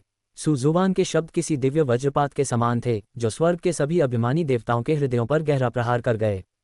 अगर कोई अर्ध सम्राट भी आ जाए तो भी उसे दबा दिया जाएगा। जुवान, ये कितने घमंडी शब्द थे। जुवान, कितना मजबूत आत्मविश्वास। बाकी सब बातों को छोड़ दे तो जुवान का आत्मविश्वास निश्चित रूप से सबसे मजबूत है जो मैंने कभी देखा है। जुवान कमाल की है। उद्धरण चिन्ह .. उद्धरण चिन्ह। सुजुवान के शब्द भले ही बेहद अहंकारी थे, फिर भी स्वर्ग के कई स्वाभिमानियों ने उस पर विश्वास किया। आखिरकार सुजुवान की उपलब्धियां वाकई बेहद शानदार थीं। सुजुवान इतना आत्मविश्वासी है, इसीलिए तो वह इतना शक्तिशाली हो सकता है। नाइन क्राउन किंग, स्वॉर्ड वुशुंग और लिन फैंग तीनों ने भावुक होकर आह भरी। उन्होंने सुजुवान के साथ प्रतिस्पर्धा करने का विचार बहुत पहले ही त्याग दिया था, हालांकि उन्हें यह नहीं पता था कि यह बदलाव कब हुआ। दरअसल सुजुवान उनके दिलों में अजेयता का पर्याय बन चुकी थी। यहाँ तक कि एक अर्ध सम्राट को भी दबाया जा सकता है। हाँ, क्या बड़ी बड़ी बातें हैं। भीड़ के बीच डार्कनेस सन का चेहरा उदास था और वह सुजुवान को भयावह निगाहों से घूर रहा था। दूर के अमर प्राचीन युग में भी वे निषिद्ध हस्तियां भी तुम्हारे जितने अहंकारी नहीं थीं। तुम्हें इतना आत्मविश्वास कहाँ से मिलता है? चेन बेक्सुआन ने सुजुवान से ठंडे स्वर में सवाल किया। मुझे नहीं पता कि आप निषिद्ध हस्तियों से क्या तात्पर्य रखते हैं, लेकिन मैं ये कहना चाहता हूं कि अगर वे एक ही युग में पैदा हुए होते तो वे मुझे आदर्श मानने के योग्य भी नहीं होते। सुजुवान ने उदासीनता से जवाब दिया, उसकी आवाज़ आत्मविश्वास से भरी हुई थी। फुफकार! वहां मौजूद स्वर्ग के सभी गौरवशाली देवता भी स्तब्ध रह गए। सुजुवान का आत्मविश्वास सचमुच बहुत प्रबल था। अहंकारी! तो चलो लड़ते हैं। मैं चाहता हूं कि तुमने जो कहा है उसकी कीमत तुम्हें चुकानी पड़े। सुजुवान का सामना करते हुए चेन बेक्सुआन लगभग अवाक रह गई। उसे समझ नहीं आ रहा था कि क्या कहे। एक ही युग में जन्मे निषिद्ध व्यक्तित्व भी उनके प्रति सम्मान दिखाने के योग्य नहीं होंगे। सुजुवान, उसे इतना आत्मविश्वास कहाँ से मिला? जैसे ही उसकी आवाज़ खत्म हुई, चेन बेक्सुआन का पूरा शरीर सुनहरी रोशनी से जगमगा उठा। उसकी आभा अपने चरम पर पहुंच गई और उसने सुजुवान की ओर मुक्का मार दिया। इस मुक्के में दुनिया को नष्ट करने की शक्ति थी, मानो ये दुनिया को फिर से बनाने जा रहा हो। इसके जवाब में सुजुवान के चेहरे पर कोई भाव नहीं आया। अगले ही पल धमाका, विश्व को हिला देने वाली मुट्ठी की रोशनी, अद्वितीय, सब कुछ निगल गई। मुट्ठी की रोशनी, दुनिया को हिला देने वाली मुट्ठी की रोशनी। इस तरह की मुट्ठी की रोशनी तो जानी पहचानी सी है। कौन जीता, सुजुवान या वह रहस्यमय युवक? ऐसी पहली रोशनी देखकर स्वर्ग के कई गौरव तुरंत उत्साहित हो गए। ये वही प्रतिष्ठित मुट्ठी वाली रोशनी थी जिसने उन्हें बार बार मौत के कगार से वापस खींच लिया था। ये वही प्रतिष्ठित मुट्ठीनुमा रोशनी थी जिसने बार बार चमत्कार किए थे। पहली रोशनी फीकी पड़ गई। मैदान में दो आकृतियां एक दूसरे के ऊपर आ गईं। स्वर्ग के सभी अभिमानी चौंक गए।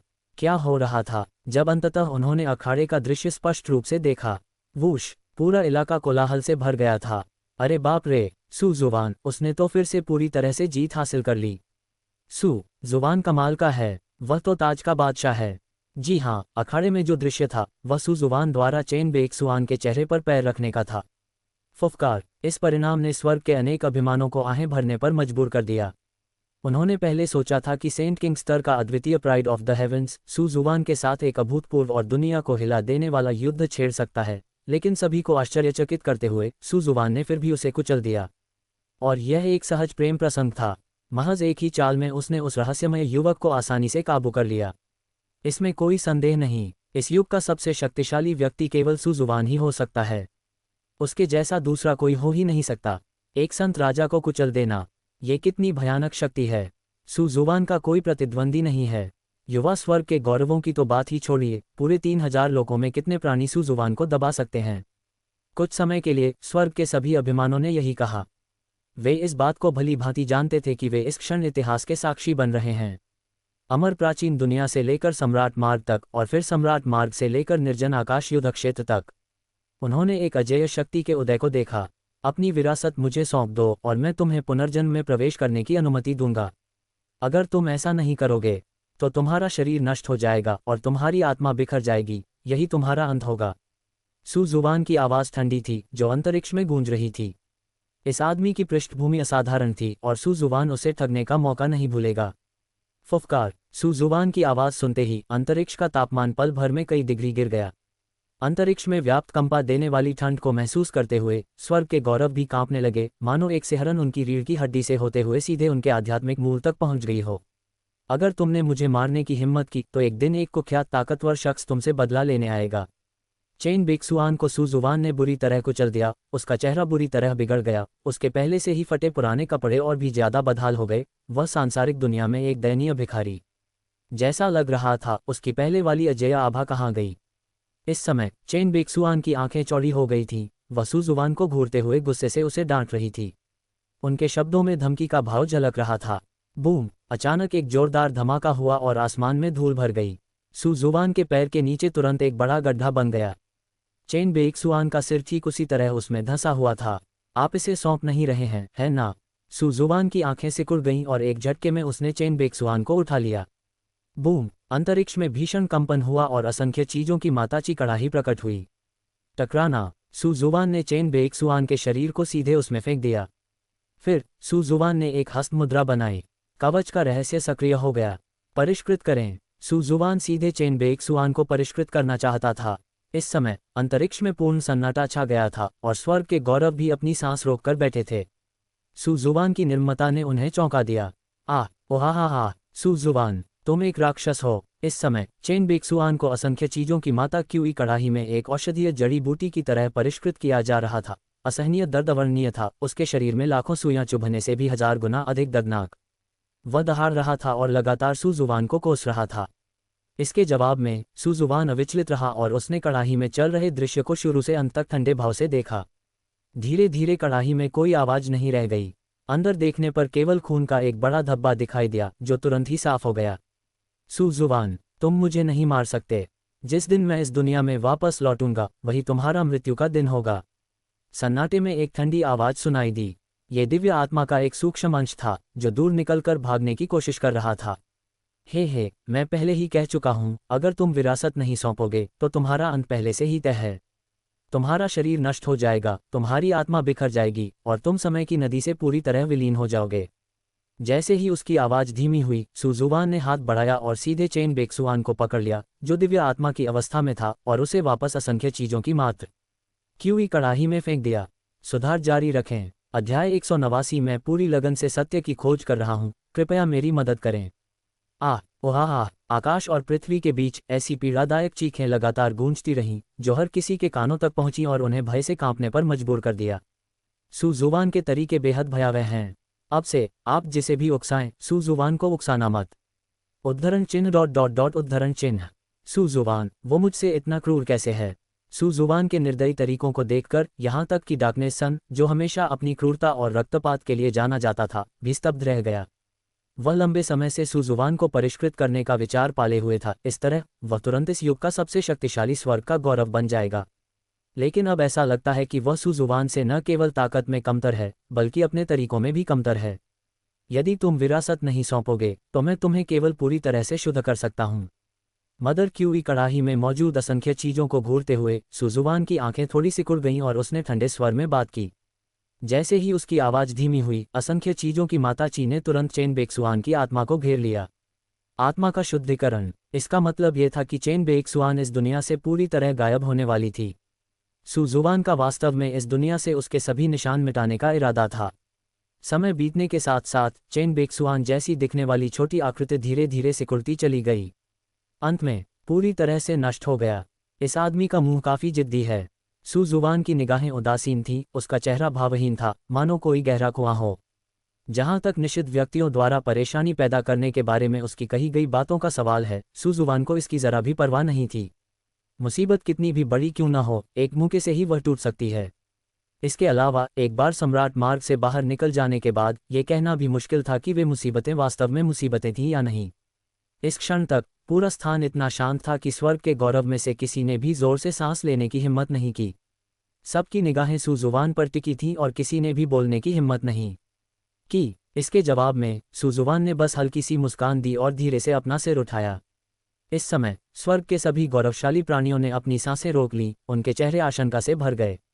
आप सभी ने हमारी पूरी यात्रा के दौरान दाव के प्रति मेरी निष्ठा देखी है। सुजुवान की निगाहें तेज थीं, जो स्वर्ग के गौरव पर चारों ओर घूम रही थीं। अब जब दाव को प्राप्त करने का अवसर आ गया है तो मैं आप सभी से सहयोग की विनती करता हूं। उनके शब्द समाप्त होते ही पूरा वातावरण एकदम शांत हो गया। सुजुवान का इरादा बिल्कुल स्पष्ट था। वह चाहता था कि वे स्वेच्छा से अपनी झेंगदाव मोहरें सौंप दें। लेकिन ये झेंगदाव मोहरें दुर्लभ खजाने थीं और इनके माध्यम से आकाश नियम का आशीर्वाद भी प्राप्त किया जा सकता था। क्या सभी से इन्हें स्वेच्छा से सौंपने के लिए कहना उनके द्वारा अपने ही शरीर को काटने के बराबर नहीं था? वे अनिच्छुक थे और वह स्थान शांत रहा। क्या आप सब ने अभी तक मेरा दृढ़ संकल्प नहीं देखा? मदर क्यूई कड़ाही अभी भी हवा में लटकी हुई थी, लेकिन सुजुवान का स्वर अचानक गहरा हो गया। वातावरण में घुटन भरी अनुभूति छाई हुई थी। ये देखकर स्वर्ग के सभी अभिमानी हृदय कांप उठे। वे समझ गए कि सुजुवान उनसे बातचीत नहीं कर रही थी, बल्कि उन्हें धमका रही थी। यदि उन्होंने अपनी जेंगडाओ मुहरें नहीं सौंपी तो अगले ही पल उन्हें सीधे उसके द्वारा पकड़ लिया जा सकता है और चेन बेक्सुआन की तरह ही असंख्य चीज़ों की मात्र क्यूई कड़ाही में परिवर्तित किया जा सकता है। भाई सुजुवान द्वारा दाव की प्राप्ति के लिए मैं अपने जेंगडाओ सील का आधा हिस्सा देने को तैयार हूँ। अचानक सन्नाटे में एक ऐसी आवाज़ गूंजी। सभी लोग थोड़े अचंभित थे और वक्ता की ओर देख रहे थे। 9 मुकुटों वाला राजा, वूश! तुरंत ही सभी साधक चौंक गए। 9 मुकुटों वाले राजा, जो कभी अपने व्यवहार में अद्वितीय थे और सम्राट मार्ग पर अपना दबदबा बनाए हुए थे, वास्तव में समझौता करने वाले पहले व्यक्ति थे। क्या सुजुवान इस हद तक खौफनाक हो गई थी? ये आदमी तो अब वाकई इतना समझदार हो गया है। 9 मुकुट राजाओं को पहले बोलते देख सुजुवान को भी थोड़ा झटका लगा। 9 मुकुटों का राजा, जो कभी बेहद घमंडी था और खुद को दुनिया का नंबर 1 समझता था, अब समझौता करने वाला पहला व्यक्ति बन गया। दर्जनों निगाहों से घिरे 9 मुकुटों वाले राजा के चेहरे पर हल्का सा बदलाव आया, लेकिन वह जल्दी ही सामान्य हो गया। सुजुवान के प्रति सद्भावना का यह उनका पहला सक्रिय कदम था। ऐसा नहीं था कि वे नर्म पड़ गए थे, बल्कि वास्तव में उन्होंने भविष्य को देख लिया था। इस युग में एक साथ कई स्वर्ग के गौरवों को दाव प्राप्त करने की अनुमति थी। दूसरे शब्दों में कहें तो अगर कोई अप्रिय घटना न हो तो वह निश्चित रूप से सफल होगा। आखिरकार, भले ही वह सुजुवान जितना कुशल न हो, उसने 9 जन्मों का अनुभव प्राप्त कर लिया था। अगर कोई दुर्घटना न होती तो वह दाव को कैसे प्राप्त न कर पाता। यह महसूस करते ही 9 मुकुट राजा ने अपना लक्ष्य तुरंत बदल दिया। अब वह सबसे शक्तिशाली बनने के लिए प्रतिस्पर्धा नहीं कर रहा था, बल्कि दाव की प्राप्ति सुनिश्चित करने पर ध्यान केंद्रित कर रहा था। ... 9 मुकुटों वाले राजा, जो न तो विनम्र थे और न ही अभिमानी, ने अपनी आस्तीन झटक दी और शून्य में असंख्य जेंगदाओ मुहरें प्रकट हो गईं। इतनी सारी जेंगदाओ मुहरें देखकर हर कोई आश्चर्यचकित और विस्मयचकित था। 9 मुकुट राजाओं से यही उम्मीद थी, इतनी सारी जेंगदाओ मुहरें प्राप्त कर पाना। इतने सारे जेंगदाओ सील देखकर स्वर्ग के गौरव के हृदय में थोड़ी हलचल मच गई और कुछ साहसी व्यक्तियों ने तो उन्हें छीनने का विचार भी किया। हालांकि सामने खड़े व्यक्ति को देखते ही उनके ऐसे विचार तुरंत दूर हो गए। ये किस तरह का मजाक था? वे सुजुवान के लिए जेंगदाओ सील थे। अगर वे आज कार्रवाई करते हैं तो उनका एकमात्र परिणाम सुजुवान द्वारा पकड़े जाना और तुरंत उनका शुद्धिकरण करना होगा। भाई सुजुवान, ये मेरे द्वारा प्राप्त जेंगदाओ मुहरों का आधा हिस्सा हैं। मैं इन्हें अब आपको दे रहा हूं ताकि आप दाव की प्राप्ति में सहायता प्राप्त कर सकें।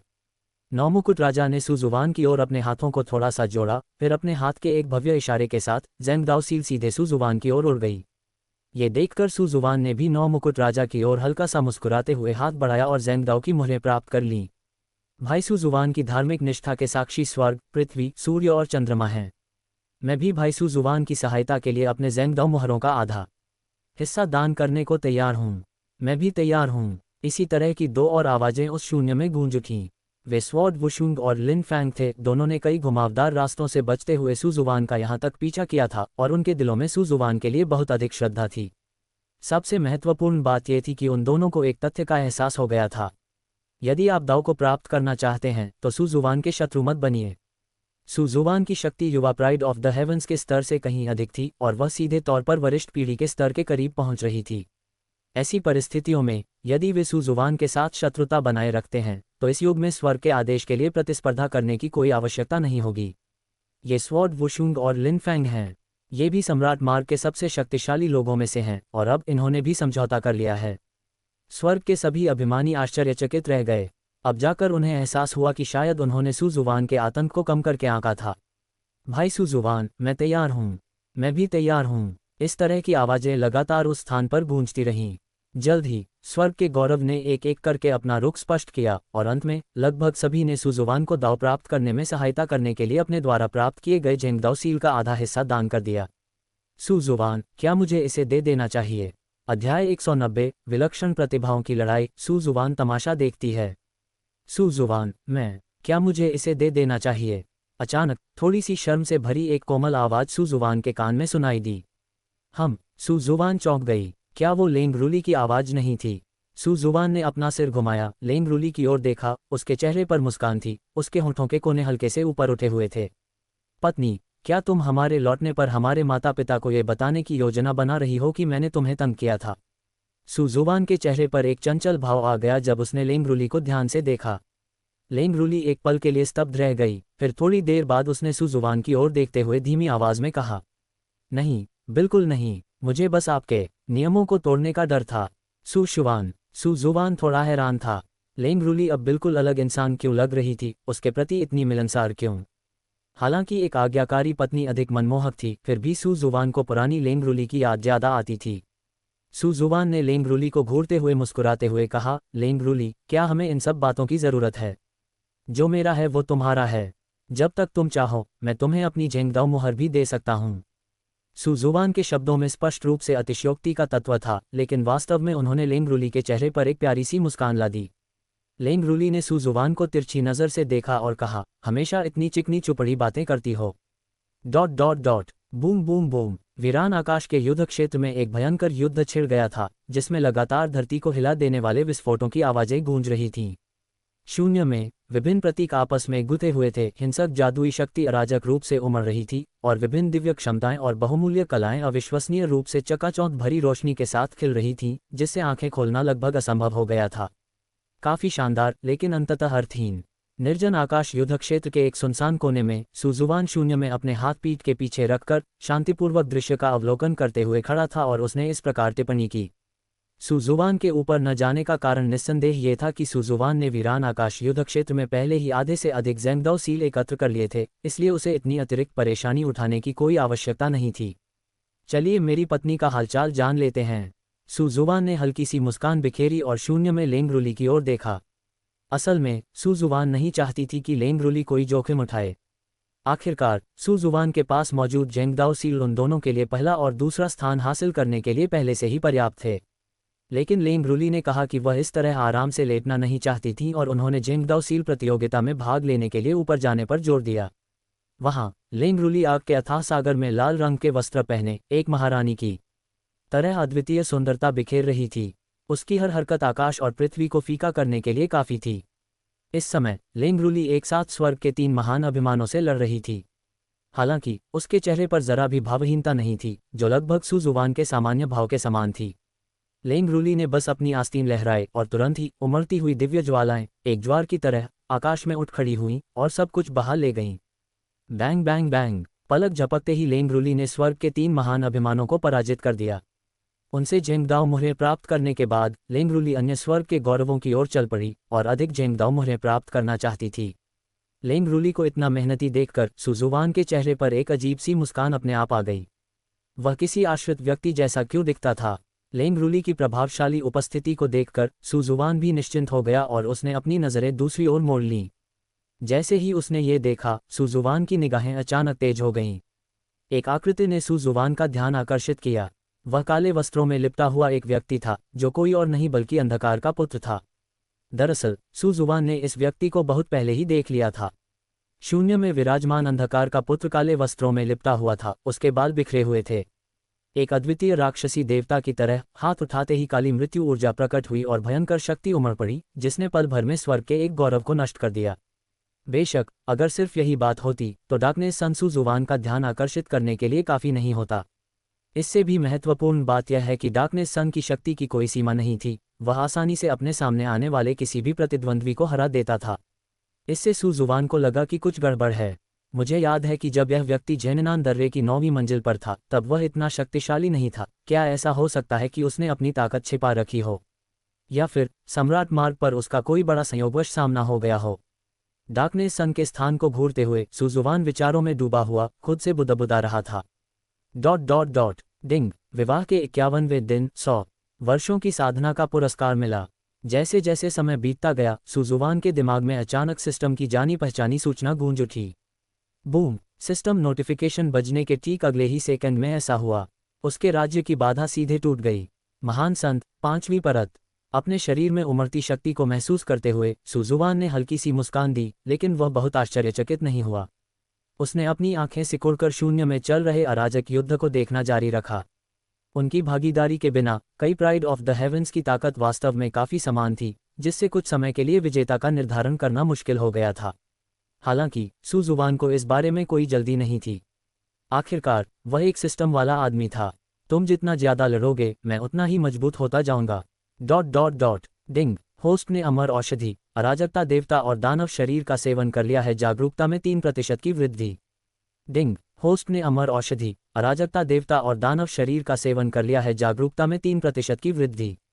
डिंग, विवाह के 52वें दिन 9 महान स्वर्गीय पुस्तकों में से एक, समय की पुस्तक से पुरस्कृत। टाइम बुक, एक अमर व्यक्ति द्वारा लिखित पुस्तक। जो इस पुस्तक में महारत हासिल कर लेता है वह समय को पीछे की ओर प्रवाहित कर सकता है। बूम, दूसरे दिन सिस्टम नोटिफिकेशन। सचमुच सू जुवान के दिमाग में बिजली की कड़क की तरह फट पड़ा। आज की सिस्टम सूचना सुनकर सू जुवान की आंखों में थोड़ी चमक आ गई और उसका दिल बेहद उत्साहित हो गया। समय पुस्तिका, 9 महान स्वर्गीय पुस्तकों में से एक। उन्होंने वास्तव में एक और दिव्य पुस्तक प्राप्त कर ली थी। टाइम बुक में महारत हासिल करने से समय पीछे की ओर बहने लगता है। टाइम बुक का वर्णन लगातार सू जुवान के दिमाग में गूंज रहा था, जिससे वह वास्तव में उत्साहित हो रहा था। समय पीछे की ओर बह रहा है। ये कितना कल्पनाशील वाक्य था। अगर वह दिन सचमुच आ जाए तो शायद कई पछतावे दूर हो सकें। हालांकि सू जुवान ये भी जानती थी कि समय को पीछे की ओर ले जाना निश्चित रूप से मुश्किल होगा और इससे निश्चित रूप से कुछ अज्ञात प्रभाव उत्पन्न होंगे। आखिरकार ये कर्म से संबंधित मामला था। समय को पीछे की ओर ले जाना मुश्किल हो सकता है, लेकिन मुझे समय को एक पल के लिए रोकना तो आसानी से आ जाना चाहिए, है ना? सू जुवान की आंखें चमक उठी जब उसे अपने पिछले जीवन की कुछ रोमांचक घटनाएं याद आईं। हालांकि ये स्पष्ट था कि सू जुवान उस तरह की इंसान नहीं थी। एट्रीब्यूट पैनल खोलें। एक विचार के साथ ही सू जुवान के सामने एक हल्के नीले रंग का सिस्टम पैनल प्रकट हुआ। नाम, सू जुवान। पहचान, उत्तरी क्षेत्र के सुपरिवार का युवा सम्राट, पूर्वी वन्य क्षेत्र के महान विकास के पवित्र भूमि का पवित्र पुत्र। क्षेत्र, महान संत 9वीं परत।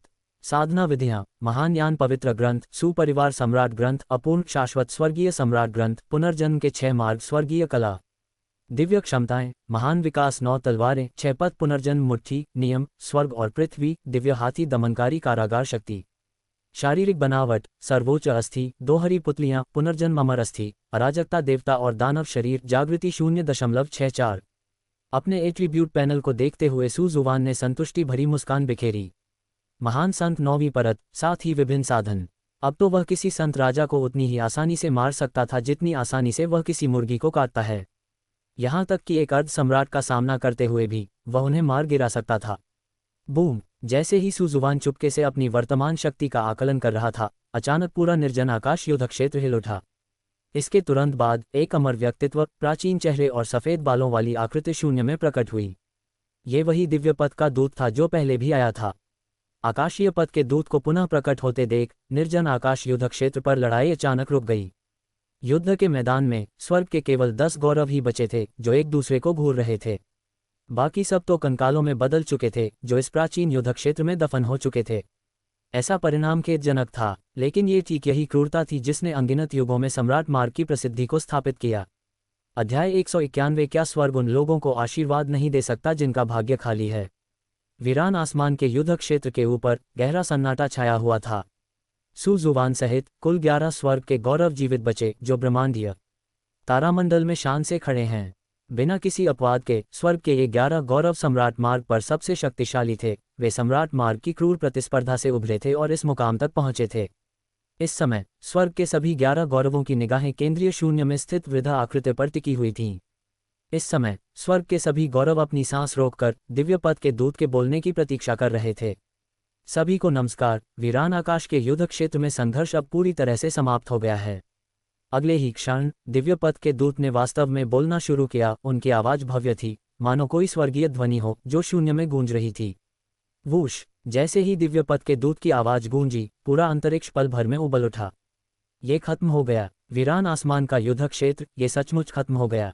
सिर्फ वीरान आसमान का युद्ध क्षेत्र ही नहीं, बल्कि सम्राट मार्ग भी। सब खत्म हो गया। अगला चरण आकाश नियम का आशीर्वाद होगा, है ना? यह एक शानदार अवसर है। ये सीधे तौर पर निर्धारित कर सकता है कि क्या हम इस जीवन काल में दाव प्राप्त कर सकते हैं। बहुत उत्साहित हूँ। वर्षों की मेहनत, सब इसी पल के लिए। इस समय स्वर्ग के सभी गौरव अविश्वसनीय रूप से उत्साहित थे। वीरान आकाश युद्ध क्षेत्र के अंत के साथ ही आकाश कानून का आशीर्वाद प्राप्त हुआ। वे सचमुच इस मुश्किल से पार पा गए थे। इन वर्षों में खेती के लिए झेली गई कठिनाइयों का अंततः फल मिल गया। आप सभी ने बहुत अच्छा प्रदर्शन किया है। आप इस युग के सम्राट मार्ग के विजेता हैं। अब आकाश नियम का आशीर्वाद प्राप्त करने के लिए तैयार हो जाए। अपने द्वारा प्राप्त किए गए ज़ेंगदाओ सील अर्पित करें। आकाश का नियम आपके पास मौजूद ज़ेंगदाओ सील की संख्या के आधार पर आपको आशीर्वाद प्रदान करेगा। बूम, दिव्य पद दूत के शब्द सुनते ही पूरा निर्जन आकाश युद्ध क्षेत्र, पूरा सम्राट मार्ग और पूरे 3000 लोग हिंसक रूप से हिल उठे।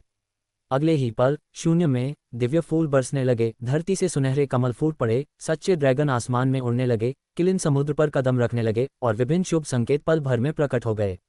वूश! देखते ही देखते अंतरिक्ष में फिर से उबाल आ गया और स्वर्ग के सभी अभिमान पूरी तरह से उत्तेजित हो गए। आकाश के नियमों का आशीर्वाद वास्तव में शुरू होने वाला था। बूम! ब्रह्मांडीय तारामंडल उग्र रूप से कांप उठा और महान दाव ने गर्जना की। ऐसी परिस्थितियों में इस सम्राट मार्ग के अंत में निर्जन आकाश युद्ध क्षेत्र के ऊपर और साथ ही विशाल और असीम ब्रह्मांडीय तारामंडल में अचानक एक सुनहरा फरमान प्रकट हुआ। और अगले ही पल वह फरमान अचानक फूल उठा, अनंत सुनहरी रोशनी से फूट पड़ा और पल भर में आकाश में उड़ गया। पल भर में वह फरमान एक सुनहरे दिव्य पर्दे में परिवर्तित होता हुआ प्रतीत हुआ, जिसने 3000 लोगों को ढक लिया। पलक झपकते ही 3000 दुनियाएं उबल पड़ीं। अरे बाप रे! आकाश नियम का फरमान, यानी आकाश नियम इस युग के सम्राट मार्ग पर सबसे शक्तिशाली व्यक्ति को आशीर्वाद प्रदान कर रहा है। इसके बाद इस युग में कौन सम्राट बनेगा, ये लगभग तय हो जाएगा। द एम्परर रोड खत्म हो गया। इस समय 3000 लोगों में अनगिनत स्वामी आकाश की ओर देखने लगे और सभी उत्साहित हो गए। वे सभी ये देखना चाहते थे कि इस युग का दांव सिद्ध करने वाला व्यक्ति किस लोक से आएगा। बूम! विशाल ब्रह्मांड दहाड़ उठा और आकाश के नियमों का आशीर्वाद शुरू हो गया। विशाल सुनहरी रोशनी की धाराएं नीचे उतरी और 3000 लोगों को रोशन कर दिया। वीरान आकाश युद्ध क्षेत्र के ऊपर सु जुवान, लेंगरुली, नौ मुकुट राजा, तलवार वुशुंग, लिनफेंग, अंधकार पुत्र, अमर भ्रूण, कुल मिलाकर 11 स्वर्ग के गौरवों के शरीर एक रहस्यमय महान शक्ति द्वारा पल भर में ऊपर उठा लिए गए और शून्य में लटक गए। क्या मैं दाव प्राप्त कर पाऊंगा? यह इस आकाश नियम के आशीर्वाद पर निर्भर करता है। इस युग में 11 दाव सिद्ध पुरुष तो निश्चित रूप से नहीं होंगे। मुझे आश्चर्य है कि क्या मुझे बाहर कर दिया जाएगा। दाव को प्राप्त करो। इसी जीवन में मुझे दाव को प्राप्त करना होगा। उद्धरण चिन्ह उद्धरण चिन्ह। इस समय स्वर्ग के 11 गौरवों की भावनाएं अलग अलग थीं। कुछ उत्साहित थे, कुछ चिंतित थे, कुछ भावुक थे। फिर भी स्वर्ग के इन 11 अभिमानों में से केवल 2 ही शुरू से अंत तक शांत रहे। उनके चेहरे शांत कुओं की तरह थे, उन पर एक भी हलचल नहीं थी। स्वर्ग के ये 2 विशेष गौरव स्वाभाविक रूप से सुजुवान और लेंगरुली थे। उनके चेहरे के भाव एक जैसे थे, मानो उन्हें आकाश के नियमों के आशीर्वाद की परवाह ही न हो। बूम! अगले ही क्षण आकाश को ढकने वाले आकाश नियम के फरमान से अचानक 11 सुनहरी किरणें शून्य में निकली और स्वर्ग के 11 गौरवों की ओर उतरने लगीं। पल भर में स्वर्ग के 11 गौरव उस चकाचौंध भरी सुनहरी रोशनी से घिर गए। विशेष रूप से सुजुवान, उनका शानदार प्रदर्शन मानो आकाश के नियम द्वारा देखा जा रहा था, क्योंकि उन्हें घेरने वाला सुनहरा प्रकाश अविश्वसनीय रूप से तीव्र था, लगभग एक विशाल सूर्य की तरह। Boom boom boom! मैंने सफलता प्राप्त कर ली। मैंने सफलता प्राप्त कर ली। मैं महान संत के अंतिम चरण तक पहुंच गया हूं। दिवंगत महान संत, संत राजा, मैंने संत राजा तक पहुंचने का मार्ग प्रशस्त किया।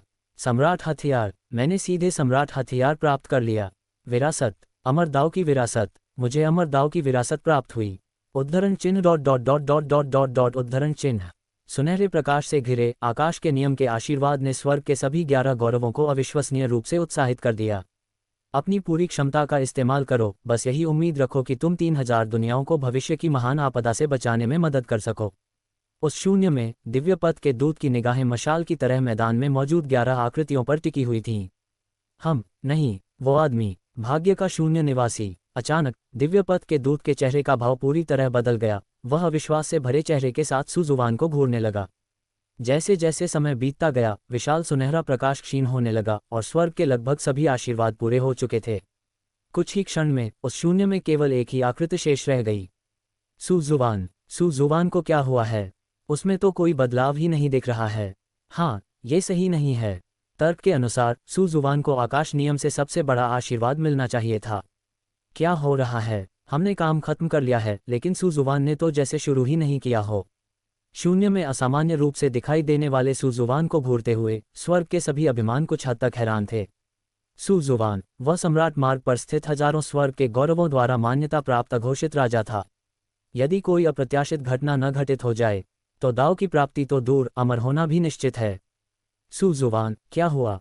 कुछ गड़बड़ है क्या? लेंगरुली ने अपने लाल होठों को कसकर दबाया। उसकी खूबसूरत आंखें झपक रही थीं, उसके चेहरे पर चिंता के निशान दिख रहे थे। भाग्य का शून्य निवासी, स्वर्ग और पृथ्वी द्वारा असहनीय, समस्त युगों की एक विसंगति, सदा के लिए दाव प्राप्त करने से निषिद्ध। अचानक आकाश के नियम की विशाल ध्वनि गूंज उठी, जो पूरे निर्जन आकाश युद्ध क्षेत्र, पूरे सम्राट मार्ग और पूरे 3000 लोकों में फैल गई। हैं, वीरान आकाश युद्ध क्षेत्र के ऊपर विशाल दिव्य ध्वनि अविश्वसनीय रूप से भव्य थी, जिसने स्वर्ग के सभी गौरवों को लगभग बहरा कर दिया था। पल भर में स्वर्ग के सभी अभिमानी देवता स्तब्ध रह गए। आखिर चल क्या रहा था? भाग्य का शून्य निवासी, स्वर्ग और पृथ्वी के लिए असहनीय, समस्त युगों की एक विसंगति, जिसे दाव प्राप्त करने से सदा के लिए वर्जित किया गया है। सु जुवान भाग्य का शून्य निवासी है। इस समय लेंगरुली सचमुच भयभीत थी, यहाँ तक कि उसका कोमल शरीर भी थोड़ा कांप रहा था और वह अपने पैरों पर कुछ हद तक अस्थिर हो गई थी। भाग्य का शून्य निवासी, ये 5 शब्द किसी भी युग में पुनर्तः वर्जित थे, एक ऐसा अस्तित्व जिसे न तो स्वर्ग और न ही पृथ्वी अस्तित्व में रहने की अनुमति देती थी। सुदूर पौराणिक युग में भाग्य के शून्य में रहने वाले प्राणी के अस्तित्व के कारण ही एक महान युग का अंत हुआ, जिसने अंततः साधना के इतिहास के सबसे अंधकार में काल सम्राट पतन युग की शुरुआत की। दरअसल नियति शून्यता शरीर वास्तव में 3000 संविधानों में नंबर 1 था, क्योंकि यह संविधान एक परिवर्तनशील तत्व बनने के लिए नियत था जो सभी युगों को प्रभावित करेगा। यह संविधान बहुत शक्तिशाली था, जिसमें भाग्य और कर्म का तत्व शामिल था और कोई भी इसे पूरी तरह से समझा नहीं सकता था। साथ ही इसका एक और सरल और आसानी से समझने योग्य नाम भी था, सभी स्वर्गों का पहला वर्जित कार्य। वर्जित, किसी संविधान का वर्जित विषय बन जाना ही इस बात का संकेत था कि यह संविधान कितना असामान्य था। सभी स्वर्गों का पहला वर्जित नियम। सु जुवान, क्या सचमुच यही तुम्हारा स्वभाव है? इसीलिए तो मैं तुम्हें कभी समझ नहीं पाया। लेंगरुली स्तब्ध रह गई, उसे हानि का एहसास हुआ। अध्याय 192, जले पर नमक छिड़कना, गरज के खिलाफ लड़ना। वीरान आसमान के युद्ध क्षेत्र के ऊपर गरज सुनाई दी और हवाएं तेज हो गईं, जिससे एक भयावह दृश्य उत्पन्न हो गया जो पहले के शुभ संकेतों से बिल्कुल अलग था। और यह सब सु जुवान की वजह से हुआ। भाग्य के शून्य में रहने वाले के रूप में सु जुवान की पहचान सामने आते ही वह तुरंत सार्वजनिक आलोचना का निशाना बन गई। हा, मैं सोच रहा था कि सु जुवान इतना शक्तिशाली क्यों है, तो वह भाग्य का शून्य निवासी है। ये तो कमाल है, अब वह स्वर्ग और पृथ्वी दोनों के लिए अभिशाप बन गया है ना? इस जीवन में आप ज्ञान प्राप्ति का क्या इरादा रखते हैं? मैंने तुम्हें पहले झेंगदाओ सील दी थी, लेकिन तुम किसी काम के नहीं हो। उद्धरण चिन्ह ... उद्धरण चिन्ह। सन्नाटे में कई बेहद कठोर ताने गूंज उठे। The darkness son, the immortal embryo और स्वर्ग के 3 अन्य अभिमान जिनके नाम याद नहीं किए जा सके। तुम इसे दोबारा कहने की कोशिश करो। शून्य में सु जुवान ने भावहीन चेहरे के साथ उन 5 को घूर कर देखा। सु जुवान, ओह सु जुवान, भाग्य के शून्य में रहने वाले, तुम स्वर्ग और पृथ्वी के लिए अभिशाप हो। सु जुवान, अब भी तुम्हें अपनी स्थिति समझ नहीं है। क्या तुम्हें आकाश में गरजते बादल दिखाई दे रहे हैं? वे तुम्हें मारने आए हैं। सु जुवान, तुम्हारा युग बीत चुका है।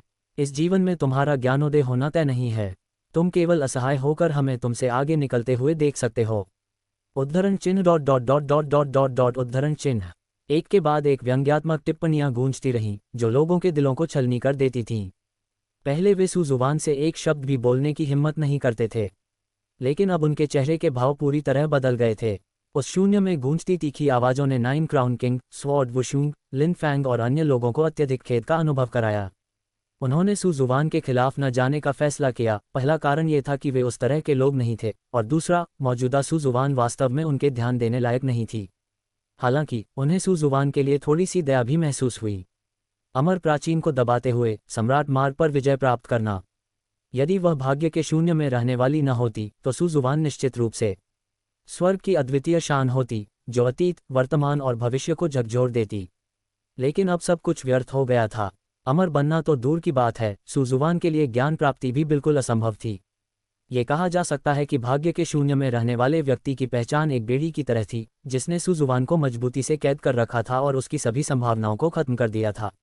अगर मुझे ज्ञान प्राप्त न भी हो, तो क्या आपको मुझसे इस तरह बात करने का अधिकार है?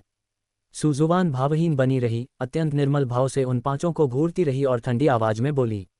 बूम! अगले ही पल सु जुबान की आवाज गूंजी और आकाश और पृथ्वी के बीच एक जोरदार धमाका हुआ। आकाशीय बिजली का एक तेज झटका सीधे सु जुबान की ओर आया। आकाशीय बिजली का वह झटका अजगर जितना मोटा था, जिसमें भयानक शक्ति समाहित थी, जो लगभग स्वर्ग और पृथ्वी को नष्ट करने में सक्षम थी, अत्यंत भयावह। और जैसे ही आकाशीय बिजली की एक चमक गिरी, बाकी आकाशीय बिजली ने मानो तुरंत होश संभाल लिया, एक बिजली की पंक्ति में एकत्रित हो गई और सु जुबान की ओर तेजी से गिरने लगी। सु जुबान, देखा, मैंने तुम्हें पहले ही बताया था, वो दिव्य बिजली के झटके तुम्हें ही मारने के लिए हैं। अब तुम मौत का इंतजार कर सकते हो, है ना? व्यंग्यात्मक टिप्पणियां फिर से गूंज उठीं। वह अंधकार का पुत्र था, वह सुजुवान की बातों से कभी प्रभावित नहीं हुआ था, और अब जब उसे ऐसा मौका मिला है तो वह स्वाभाविक रूप से सुजुवान को तब और परेशान करना नहीं भूलेगा जब वह पहले से ही मुश्किल में हो। महज आकाशीय बिजली मुझे बुझाने की हिम्मत कैसे कर सकती है? आसमान से आती बिजली की चमक को करीब आते देख सुजुवान शांत और भावहीन बनी रही। ऐसा लग रहा था मानो उसने दुनिया को तबाह करने वाली बिजली को अपनी आंखों में देखा ही न हो। ऐसी भयानक आकाशीय बिजली, सेंट किंग बनने के बाद भी मुझे ऐसा लग रहा है कि मैं एक भी बिजली का सामना नहीं कर पाऊंगा। सुजुवान की ओर मंडराती दिव्य बिजली में निहित विनाशकारी शक्ति को महसूस करते हुए, यहाँ तक कि 9 मुकुट राजा, जो पहले ही संत राजा के स्तर तक पहुंच चुके थे, भी अपने चेहरे के भावों को बदलने से खुद को रोक नहीं पाए। इस स्तर की दिव्य बिजली तो व्यावहारिक रूप से किसी अर्ध सम्राट के लिए ही तैयार की गई थी। एक अर्ध सम्राट से नीचे के व्यक्ति को मिनटों में टुकड़े टुकड़े कर दिया जाएगा। सुजुवान, एक महान योद्धा, क्या वह सचमुच इस तरह गिर जाएगा? 9 मुकुट राजाओं ने आह भरी।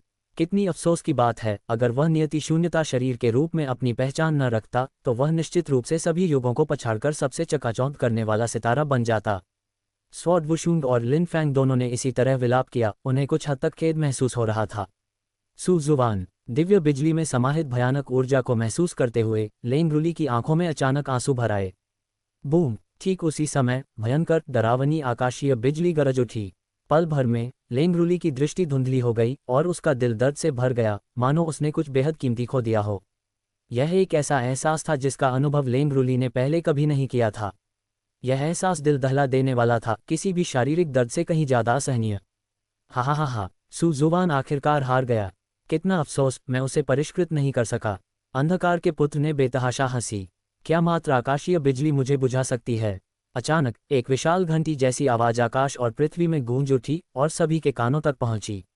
इस आवाज ने तुरंत ही सभी को एक संदेश पहुंचा दिया। सुजुवान मरा नहीं था। एक अर्ध सम्राट को भी गिराने में सक्षम दिव्य बिजली भी सुजुवान को मारने में विफल रही। क्या इतनी शक्तिशाली बिजली भी सुजुवान को नहीं मार सकती? ये कैसे संभव है? द डार्कनेस सन के चेहरे के भाव अचानक बदल गए, उसका चेहरा अविश्वास से भर गया। इस स्तर की दिव्य बिजली ने उसे घुटन महसूस कराई, जो कम से कम एक अर्ध सम्राट को मार गिराने में सक्षम थी, फिर भी सुजुवान को मार नहीं सकी। सुजुवान मरा नहीं है। 9 क्राउन किंग, स्वॉर्ड वुशुंग और लिन फैंग थोड़े परेशान हो गए। वे सुजुवान को चमत्कार करते देखने के आदी हो चुके थे। लेकिन क्या इस बार सुजुवान सचमुच आसमान को चुनौती दे पाएगी? सुजुवान, क्या तुम ठीक हो? चिंता से भरी एक आवाज सुनाई दी और एक सुंदर आकृति तुरंत सुजुवान के पास दौड़ी। ये लेंग रुली थी। आकाशीय बिजली के नीचे लेंग रुली ने सुजुवान को कसकर पकड़ रखा था, मानो वह उसके साथ ही मर जाना चाहती हो। लेंग रुली, मैं ठीक हूं, तुम पहले जाओ। सुजुवान पहले तो चौंक गया, फिर उसके दिल में बेचैनी की भावना उमड़ आई। केवल वही आकाशीय बिजली का सामना कर सकता था, लेकिन अगर लेंग रुली उसके साथ रहती तो शायद ये काम नहीं करता। सचमुच या नकली? लेंग रुली ने सुजुवान को कसकर पकड़ रखा था, उसे जाने नहीं दे रही थी। लाल आंखों से उसने सुजुवान के चेहरे को घूरते हुए पूछा। उसकी आवाज और हावभाव बिल्कुल एक ऐसी युवती के समान थे जिसे किसी नीच व्यक्ति ने धोखा दिया हो। लेंग रुली की दयनीय हालत देखकर सुजुवान के दिल में थोड़ी हलचल मच गई। धमाका! इस बार विशाल खंभों के समान मोटी, कई प्रकार की आकाशीय बिजली की चमक आकाश से भयंकर रूप से गिरी। ये सच है, लेंग रुली, ये सच है। मुझ पर विश्वास करो, ठीक है? अध्याय 193। यदि स्वर्ग मुझे सहन नहीं करता तो मैं स्वर्ग के विरुद्ध जाऊंगा। इस तरह की विनाशकारी गर्जना का सामना करते हुए सुजुवान का चेहरा गंभीर हो गया जब उसने लेंग रुली से बात की। सुजुवान की बात सुनकर लेंग रुली आखिरकार सुजुवान को छोड़कर एक तरफ चली गई, लेकिन उसके चेहरे पर चिंता जरा भी कम नहीं हुई। हा हा हा हा, ये गर्जना पिछली बार से भी कहीं अधिक भयंकर है। इस बार तो सुजुवान की मौत निश्चित है। अंधकार के पुत्र ने जोर से ठहाका लगाया। क्या इस बार सुजुवान सचमुच गिरने वाला है? 9 क्राउन किंग, स्वॉर्ड वुशुंग और लिन फैंग तीनों को थोड़ी दया आई। एक पीढ़ी का अद्वितीय गौरव, स्वर्ग का शिखर, इतने दुखद तरीके से समाप्त होने वाला था। लेकिन अगले ही पल वहां मौजूद स्वर्ग के सभी गौरवशाली प्राणियों के भाव पूरी तरह से बदल गए और पूरा वातावरण सन्नाटे में डूब गया। सुजुवान के पूरे शरीर से सुनहरी रोशनी निकल रही थी। वह न केवल भयंकर आकाशीय गर्जना से बच नहीं रहा था, बल्कि उसने अपनी मुठ्ठियां भींच लीं और सीधे बादलों की ओर बढ़ गया। सुजुवान आखिर कर क्या रहा है? क्या वह दुनिया को खत्म कर देने वाली दिव्य गर्जना का सीधे सामना कर रहा है? क्या वह पागल हो गया है? ये तो ऐसी गर्जना है जिसका सामना तो एक अर्ध सम्राट भी मुश्किल से कर पाता है। पल भर में ही सब लोग स्तब्ध रह गए। सुजुवान के कृत्य तो सीधे सीधे मौत को दावत देने के समान थे। ऐसा लगता है कि सुजुवान का दिमाग बुरी तरह से भयभीत हो गया होगा, इसलिए उसने सीधे मौत को गले लगाने का फैसला किया। डार्कनेस सन ने उपहास उड़ाया और अगले ही पल सुजुवान, जिसके पूरे शरीर पर चकाचौंध भरी सुनहरी रोशनी फैल रही थी, मानो वह कोई प्राचीन युद्ध देवता हो, ने सचमुच अपनी मुट्ठी सीधे दुनिया को खत्म करने वाली गर्जना की ओर घुमा दी। पल भर में एक प्रचंड प्रकाश की बौछार ने सब कुछ नष्ट कर दिया। धमाका! उस भयानक गड़गड़ाहट को वास्तव में सुजुवान ने ध्वस्त कर दिया। फिर सुजुवान की आकृति पलक झपकते ही प्रकट हुई और वह सीधे आकाश के ऊपर आ गया, मानो आकाशीय गर्जना का सामना कर रहा हो। यह आकाशीय गर्जना का एक झुंड था जिसमें अंतहीन हिंसक बिजली बुनी हुई थी, अविश्वसनीय रूप से अशांत, जिसकी एक भी बिजली की चमक अर्ध सम्राट स्तर के विशेषज्ञ को नष्ट करने के लिए पर्याप्त होती। लेकिन इसके बावजूद सुजुवान बिना किसी भय के उस बिजली के बीच स्थिर रूप से उतरा। अगर आकाश का नियम मुझे बर्दाश्त नहीं करता तो मैं स्वर्ग को ही चुनौती दूंगा। एक जोरदार गर्जना सुनाई दी और सुजुवान की आभा में तीव्र उछाल आया। इसके तुरंत बाद सुजुवान ने अपनी विभिन्न दिव्य क्षमताओं से सब कुछ दबा दिया। True dragon precious art, Kunpeng precious technique, thunder emperor precious art, six paths reincarnation fist, divine image suppressing prison strength, grass character sword secret, great evolution 9 swords. पलक झपकते ही विभिन्न दिव्य शक्तियों ने विश्व विनाशकारी ऊर्जा का विस्फोट किया, सब कुछ चकनाचूर कर दिया और स्वर्ग और पृथ्वी को नया रूप दे दिया, जिससे आतंक का चरम स्तर प्राप्त हुआ। ये शक्ति सुजुवान की चरम युद्ध शक्ति थी, ऐसी शक्ति जो सुजुवान ने पहले कभी प्रदर्शित नहीं की थी। सुजुवान की भयानक विधियों के तहत आकाश के ऊपर की गर्जना तेजी से क्षीण हो रही थी, मानो वह डर के मारे दोनों ओर पीछे हट रही हो। फुफकार! नीचे स्वर्ग के गौरव, जिनमें 9 क्राउन किंग, स्वॉर्ड वुशुंग और लिन फैंग शामिल थे, अपनी सांस रोककर रह गए। तो यही थी सुजुवान की असली ताकत। वह एक अर्ध सम्राट का भी डटकर मुकाबला कर सकता था। ये बहुत ही भयावह है। अगर नियति शून्यता शरीर का प्रतिबंध न होता तो 100 या 10 वर्षों में सुजुवान की प्रगति को कौन रोक पाता? शायद स्वर्ग भी नहीं। कितनी खेद की बात है, इतनी प्रतिभाशाली और अद्वितीय हस्ती वास्तव में नियति शून्यता शरीर द्वारा विवश है। कई लोगों ने इसी तरह आह भरी। तो क्या यही है सुजुवान की असली ताकत? लेंग रूली भी हैरान थी। पता चला कि सुजुवान ने कभी भी अपनी असली ताकत का खुलासा नहीं किया था। शक्तिशाली होने का क्या फायदा? नियति शून्यता शरीर की पाबंदी के कारण सुजुवान सम्राट बनने में असमर्थ है। इस जीवन में वह अपने अंत तक पहुंच चुका है, यही उसकी पराकाष्ठा है। जहां तक हमारी बात है, सब कुछ तो अभी शुरू हुआ है। आज अगर सुजुवान नहीं भी गिरता है तो भविष्य में वह मेरे जूते उठाने के भी लायक नहीं रहेगा। डार्कनेस सन ने कहा। हालांकि उनके शब्द क्रूर थे, लेकिन वे अविश्वसनीय रूप से यथार्थवादी थे। आकाश के नियम से बंधे सुजुवान सचमुच अपनी सीमा तक पहुंच चुके थे।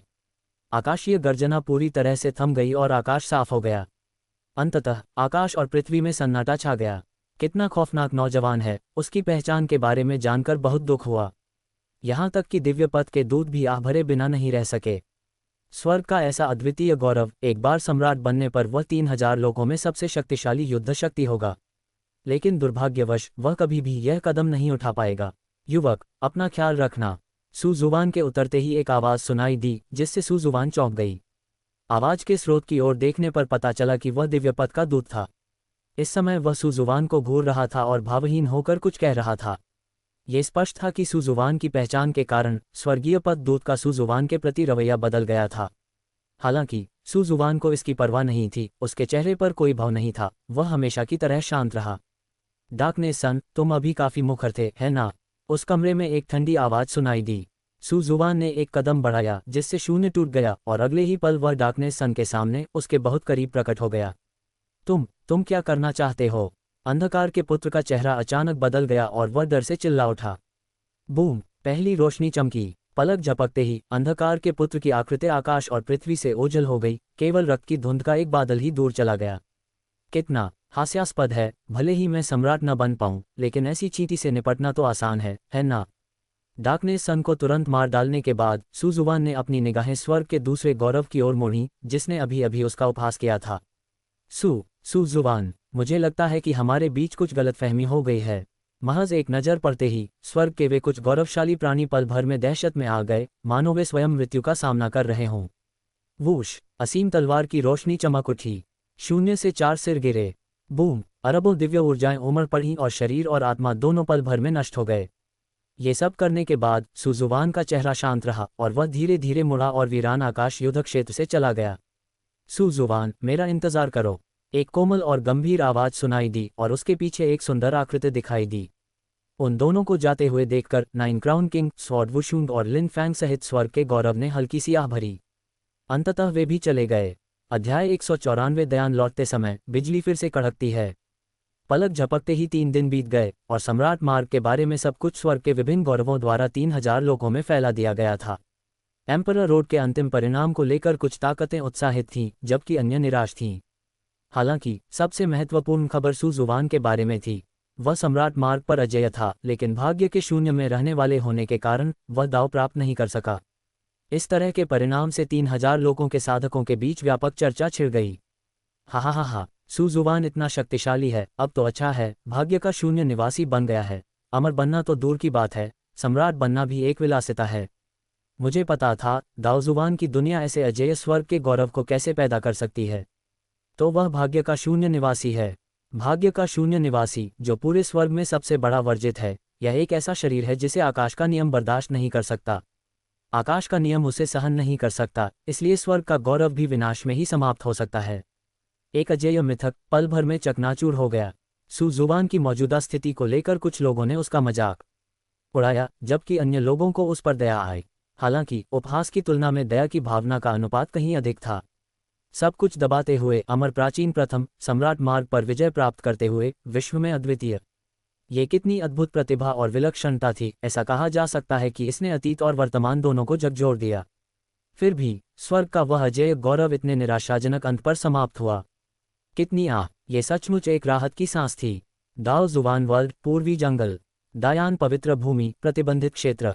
बांस का जंगल, पत्थर की मेज, गुकिन, बांस की कुर्सियां, एक शांत वातावरण में 3 आकृतियां बैठी थीं। सु जुवान, लेंगरुली, महान विकास पूर्वज। सु जुवान, नियति शून्यता शरीर के रूप में आपके क्या विचार हैं? बांस के जंगल की हल्की हवा में एक ऐसी आवाज गूंजी जो किसी निर्मल पर्वतीय झरने के पानी जैसी थी। यह महान विकासवादी पूर्वज था। पिछले कुछ दिनों में ग्रेट एवोल्यूशन एंसेस्टर की स्थिति में काफी सुधार हुआ था और उनकी आभा और भी अधिक रहस्यमय हो गई थी। पूर्वज। सु जुवान ने महान विकास पूर्वज की ओर मशाल की तरह निगाहों से देखा। ये तो बस आकाश नियम की बेड़ियां हैं, मुझे दाव प्राप्त करने के लिए इसकी मान्यता की क्या आवश्यकता है? सु जुवान की आवाज में शांति, आत्मविश्वास और साथ ही गर्व और अहंकार का भाव था, जो खाली बांस के जंगल में गूंज रहा था। ओह! महान विकासवादी पूर्वज के चेहरे पर सूक्ष्म बदलाव आया। उनकी आंखों में एक हल्की, लगभग अदृश्य सी चमक दिखाई दी। क्या आप कह रहे हैं कि आप आकाश के नियम को चुनौती देना चाहते हैं? जैसे ही आकाश के नियम को चुनौती दो शब्द बोले गए, पूरा वातावरण कुछ देर के लिए शांत हो गया। अनंत युगों से स्वर्ग के गौरव चाहे कितने भी प्रतिभाशाली और बुद्धिमान क्यों न हो, वे सभी आकाश के नियमों के अनुसार साधना करते थे, आकाश के नियमों पर भरोसा करके दाव प्राप्त करते थे और फिर पारलौकिक अवस्था में पहुंच जाते थे। हालांकि आकाश के नियम का उल्लंघन करना शब्द का तात्पर्य आकाश के नियम के विरुद्ध जाना और उससे स्वतंत्र रूप से कार्य करना है। ये तो बस दुनिया के सबसे बड़े वर्जित नियम को चुनौती देने का एक कार्य था। आकाश का नियम महज एक इच्छा है, इसमें कुछ खास नहीं। सु जुवान ने मुट्ठी भींचते हुए कहा, जब तक मैं काफी मजबूत हूं, मुझे आकाश के नियम से क्यों डरना चाहिए और मुझे आकाश के नियम की क्या आवश्यकता है? दाव की प्राप्ति मेरा लक्ष्य है, अजेयता मेरा विश्वास है। चूंकि आकाश का नियम इसकी अनुमति नहीं देता, इसलिए मैं आकाश के नियम का उल्लंघन करके एक वैकल्पिक मार्ग से दाव की प्राप्ति करूंगा। सु जुवान की आवाज बिजली की तरह थी, जो गुप्त क्षेत्र में गूंज रही थी। धमाका! अचानक दाव जुबान की दुनिया में पूर्वी निर्जन क्षेत्र के ऊपर आकाश पल भर में बदल गया। काले बादल छा गए और गरज सुनाई दी, मानो स्वर्ग से दिव्य दंड उतर रहा हो। हा, सु जुबान, सचमुच अब तक के सबसे प्रतिभाशाली व्यक्ति हो। तुम्हारे एक वाक्य ने तो आसमान के नियम को भी क्रोधित कर दिया। महान विकासवादी पूर्वज खिलखिलाकर हंसी, उसकी आकृति एक पल में ही चमक उठी और वह तुरंत प्रतिबंधित क्षेत्र से गायब हो गई। ये कुतिया जैसा आकाश नियम फिर से आने की हिम्मत करता है, सु जुबान ने गुस्से से कहा, आकाश नियम को बिल्कुल भी नजरअंदाज करते हुए। फिर सु जुबान भी प्रतिबंधित क्षेत्र में गायब हो गई। सु जुबान, मेरा इंतजार करो। लेंगरुली की आंखें झपकी और वह उनके पीछे पीछे चली गई। दायान पवित्र भूमि, चौक पर। क्या हो रहा है? क्या कोई महान भगवान ग्रैंड एवोल्यूशन पर अवतरित हुए हैं? आकाश में भयानक बिजली चमकते देख महान विकास के पवित्र गुरु का चेहरा उदास हो गया। सु जुबान की दाव प्राप्त करने में असमर्थता ने महान विकास के पवित्र गुरु को पहले ही कुछ हद तक असहज कर दिया था, और अब महान विकास के पवित्र गुरु और भी असहज हो गए थे। धमाका! अचानक आसमान से बिजली गिरी, जिसने सब कुछ नष्ट कर दिया और वास्तव में दायान पवित्र भूमि के चौक पर एक विशाल गड्ढा बन गया। अरे, आखिर चल क्या रहा है? क्या यह उस मूर्ख आकाश नियम की एक और चाल है? महान विकास के पवित्र गुरु की आंखें चौड़ी हो गईं, उनका चेहरा उदास हो गया। महान विकास के पवित्र गुरु को भी आकाश के नियमों के प्रति अधिक सम्मान नहीं था। सबसे पहले, आकाश नियम ने सुजुवान को दाव प्राप्त करने की अनुमति नहीं दी, जो व्यवहारिक रूप से दायान पवित्र भूमि के साथ छेड़छाड़ करने जैसा था। दूसरे, बिना किसी आश्चर्य के महान विकास के पवित्र गुरु इस जीवन काल में कभी सम्राट नहीं बनेंगे, इसलिए वे आकाश के नियम के संपर्क में भी नहीं आ सकते थे और उन्हें इसकी ज्यादा परवाह करने की जरूरत भी नहीं थी। हे कुत्ते, अगर हिम्मत है तो अपने पिता पर प्रहार करो। महान विकास के पवित्र गुरु ने आकाश की ओर इशारा करते हुए जोर से चिल्लाया। इस समय महान विकास के पवित्र गुरु एक झगड़ालू स्त्री की तरह लग रहे थे, जिनमें उनके सामान्य गरिमापूर्ण व्यवहार का पूरी तरह अभाव था। वह अपनी असंतुष्टि व्यक्त कर रहा था। दायान पवित्र भूमि लंबे समय से शांत थी, और अब जब सुजुवान जैसा अद्वितीय स्वर्ग का गौरव अंततः प्रकट हुआ है, तो उसे भाग्य के शून्य निवासी के रूप में उसकी पहचान के कारण दाव प्राप्त करने की योग्यता से वंचित कर दिया गया है। इससे महान विकास के पवित्र गुरु को आकाश के नियम को कोसने की प्रेरणा क्यों नहीं मिलेगी? धमाका! मानो महान विकास के पवित्र गुरु के शब्दों को सुनकर एक विश्व नष्ट करने वाली दिव्य बिजली गरजते हुए नीचे गिरी। हैं, महान विकास के पवित्र गुरु स्तब्ध रह गए। क्या यह आकाशीय बिजली इतनी तेजी से आए? ये खत्म हो गया। इस दिव्य बिजली में समाहित ऊर्जा को मैं सहन नहीं कर सकता। महान विकास के पवित्र गुरु की पुतलियां सिकुड़ गईं और उन्होंने विस्मय व्यक्त किया। वह उस दिव्य बिजली में समाहित भयावह ऊर्जा को स्पष्ट रूप से महसूस कर सकता था, जो एक अर्ध सम्राट को सीधे मार गिराने के लिए पर्याप्त थी। मृत्यु की गंध ने उन्हें घेर लिया, और महान विकास के पवित्र गुरु को वास्तव में गहरी निराशा का अनुभव हुआ। उस तरह की निराशा ने उसे घुटन महसूस करवाए। क्या मैं इसी तरह मर जाऊंगा? महान विकास के पवित्र गुरु ने धीरे से कहा, लेकिन उनका हृदय अवज्ञा से भरा हुआ था। अंधकार में कानून के कुत्ते, मैं तुम्हें श्राप दूंगा। अंततः महान विकास के पवित्र गुरु ने अपने आप को और अधिक नियंत्रित नहीं किया और सीधे शाप देना शुरू कर दिया। चूंकि आकाश का नियम उसे दिव्य बिजली से मार गिराने वाला था, तो उसके लिए आकाश के नियम को कोसना ठीक था, है ना? धमाका! तुरंत ही वह दिव्य बिजली और भी अधिक तीव्रता से महान विकास के पवित्र गुरु की ओर बढ़ी। मेरे जीवन खत्म हो गया है, महान विकास के पवित्र गुरु ने जोर से कहा। मेरे दायान पवित्र भूमि में किसी को भी नुकसान पहुंचाने की हिम्मत करो, चाहे वह आकाश का नियम ही क्यों न हो, मैं तुम्हें नष्ट कर सकता हूं। जैसे ही महान विकास के पवित्र गुरु ने निराशा में अपनी आंखें बंद की, अचानक एक अविश्वसनीय रूप से ठंडी और विशाल आवाज पूरी दुनिया में गूंज उठी, जो लगातार प्रतिध्वनित होती रही। जैसे ही वह आवाज सुनाई दी, महान विकास के पवित्र गुरु पर भयंकर रूप से बरस रही दिव्य बिजली पल भर में क्षीण हो गई। पूर्वज! महान विकास के पवित्र गुरु ने अत्यधिक उत्साह के साथ अपनी आंखें खोलीं और सामने के शून्य की ओर देखा। यकीन से वहां लहराते बालों और एक अलौकिक आभा के साथ एक किंग की आकृति खड़ी थी। महान विकास पूर्वज के आगमन को देखकर महान विकास पवित्र गुरु को तुरंत राहत महसूस हुई। 3000 लोकों में अजेय, सभी शत्रुओं का नाश करने वाला। महान विकास के पवित्र गुरु की महान विकास के पूर्वज के बारे में यही समझ थी। पूर्वज के यहाँ होने से आकाश का नियम भी उसे नहीं मार सकता था। हे प्रभु, क्या आप ठीक हैं? एक युवा की आवाज सुनाई दी। सुजुवान प्रकट हुई। इसके तुरंत बाद लेंगरुली का नंबर आया।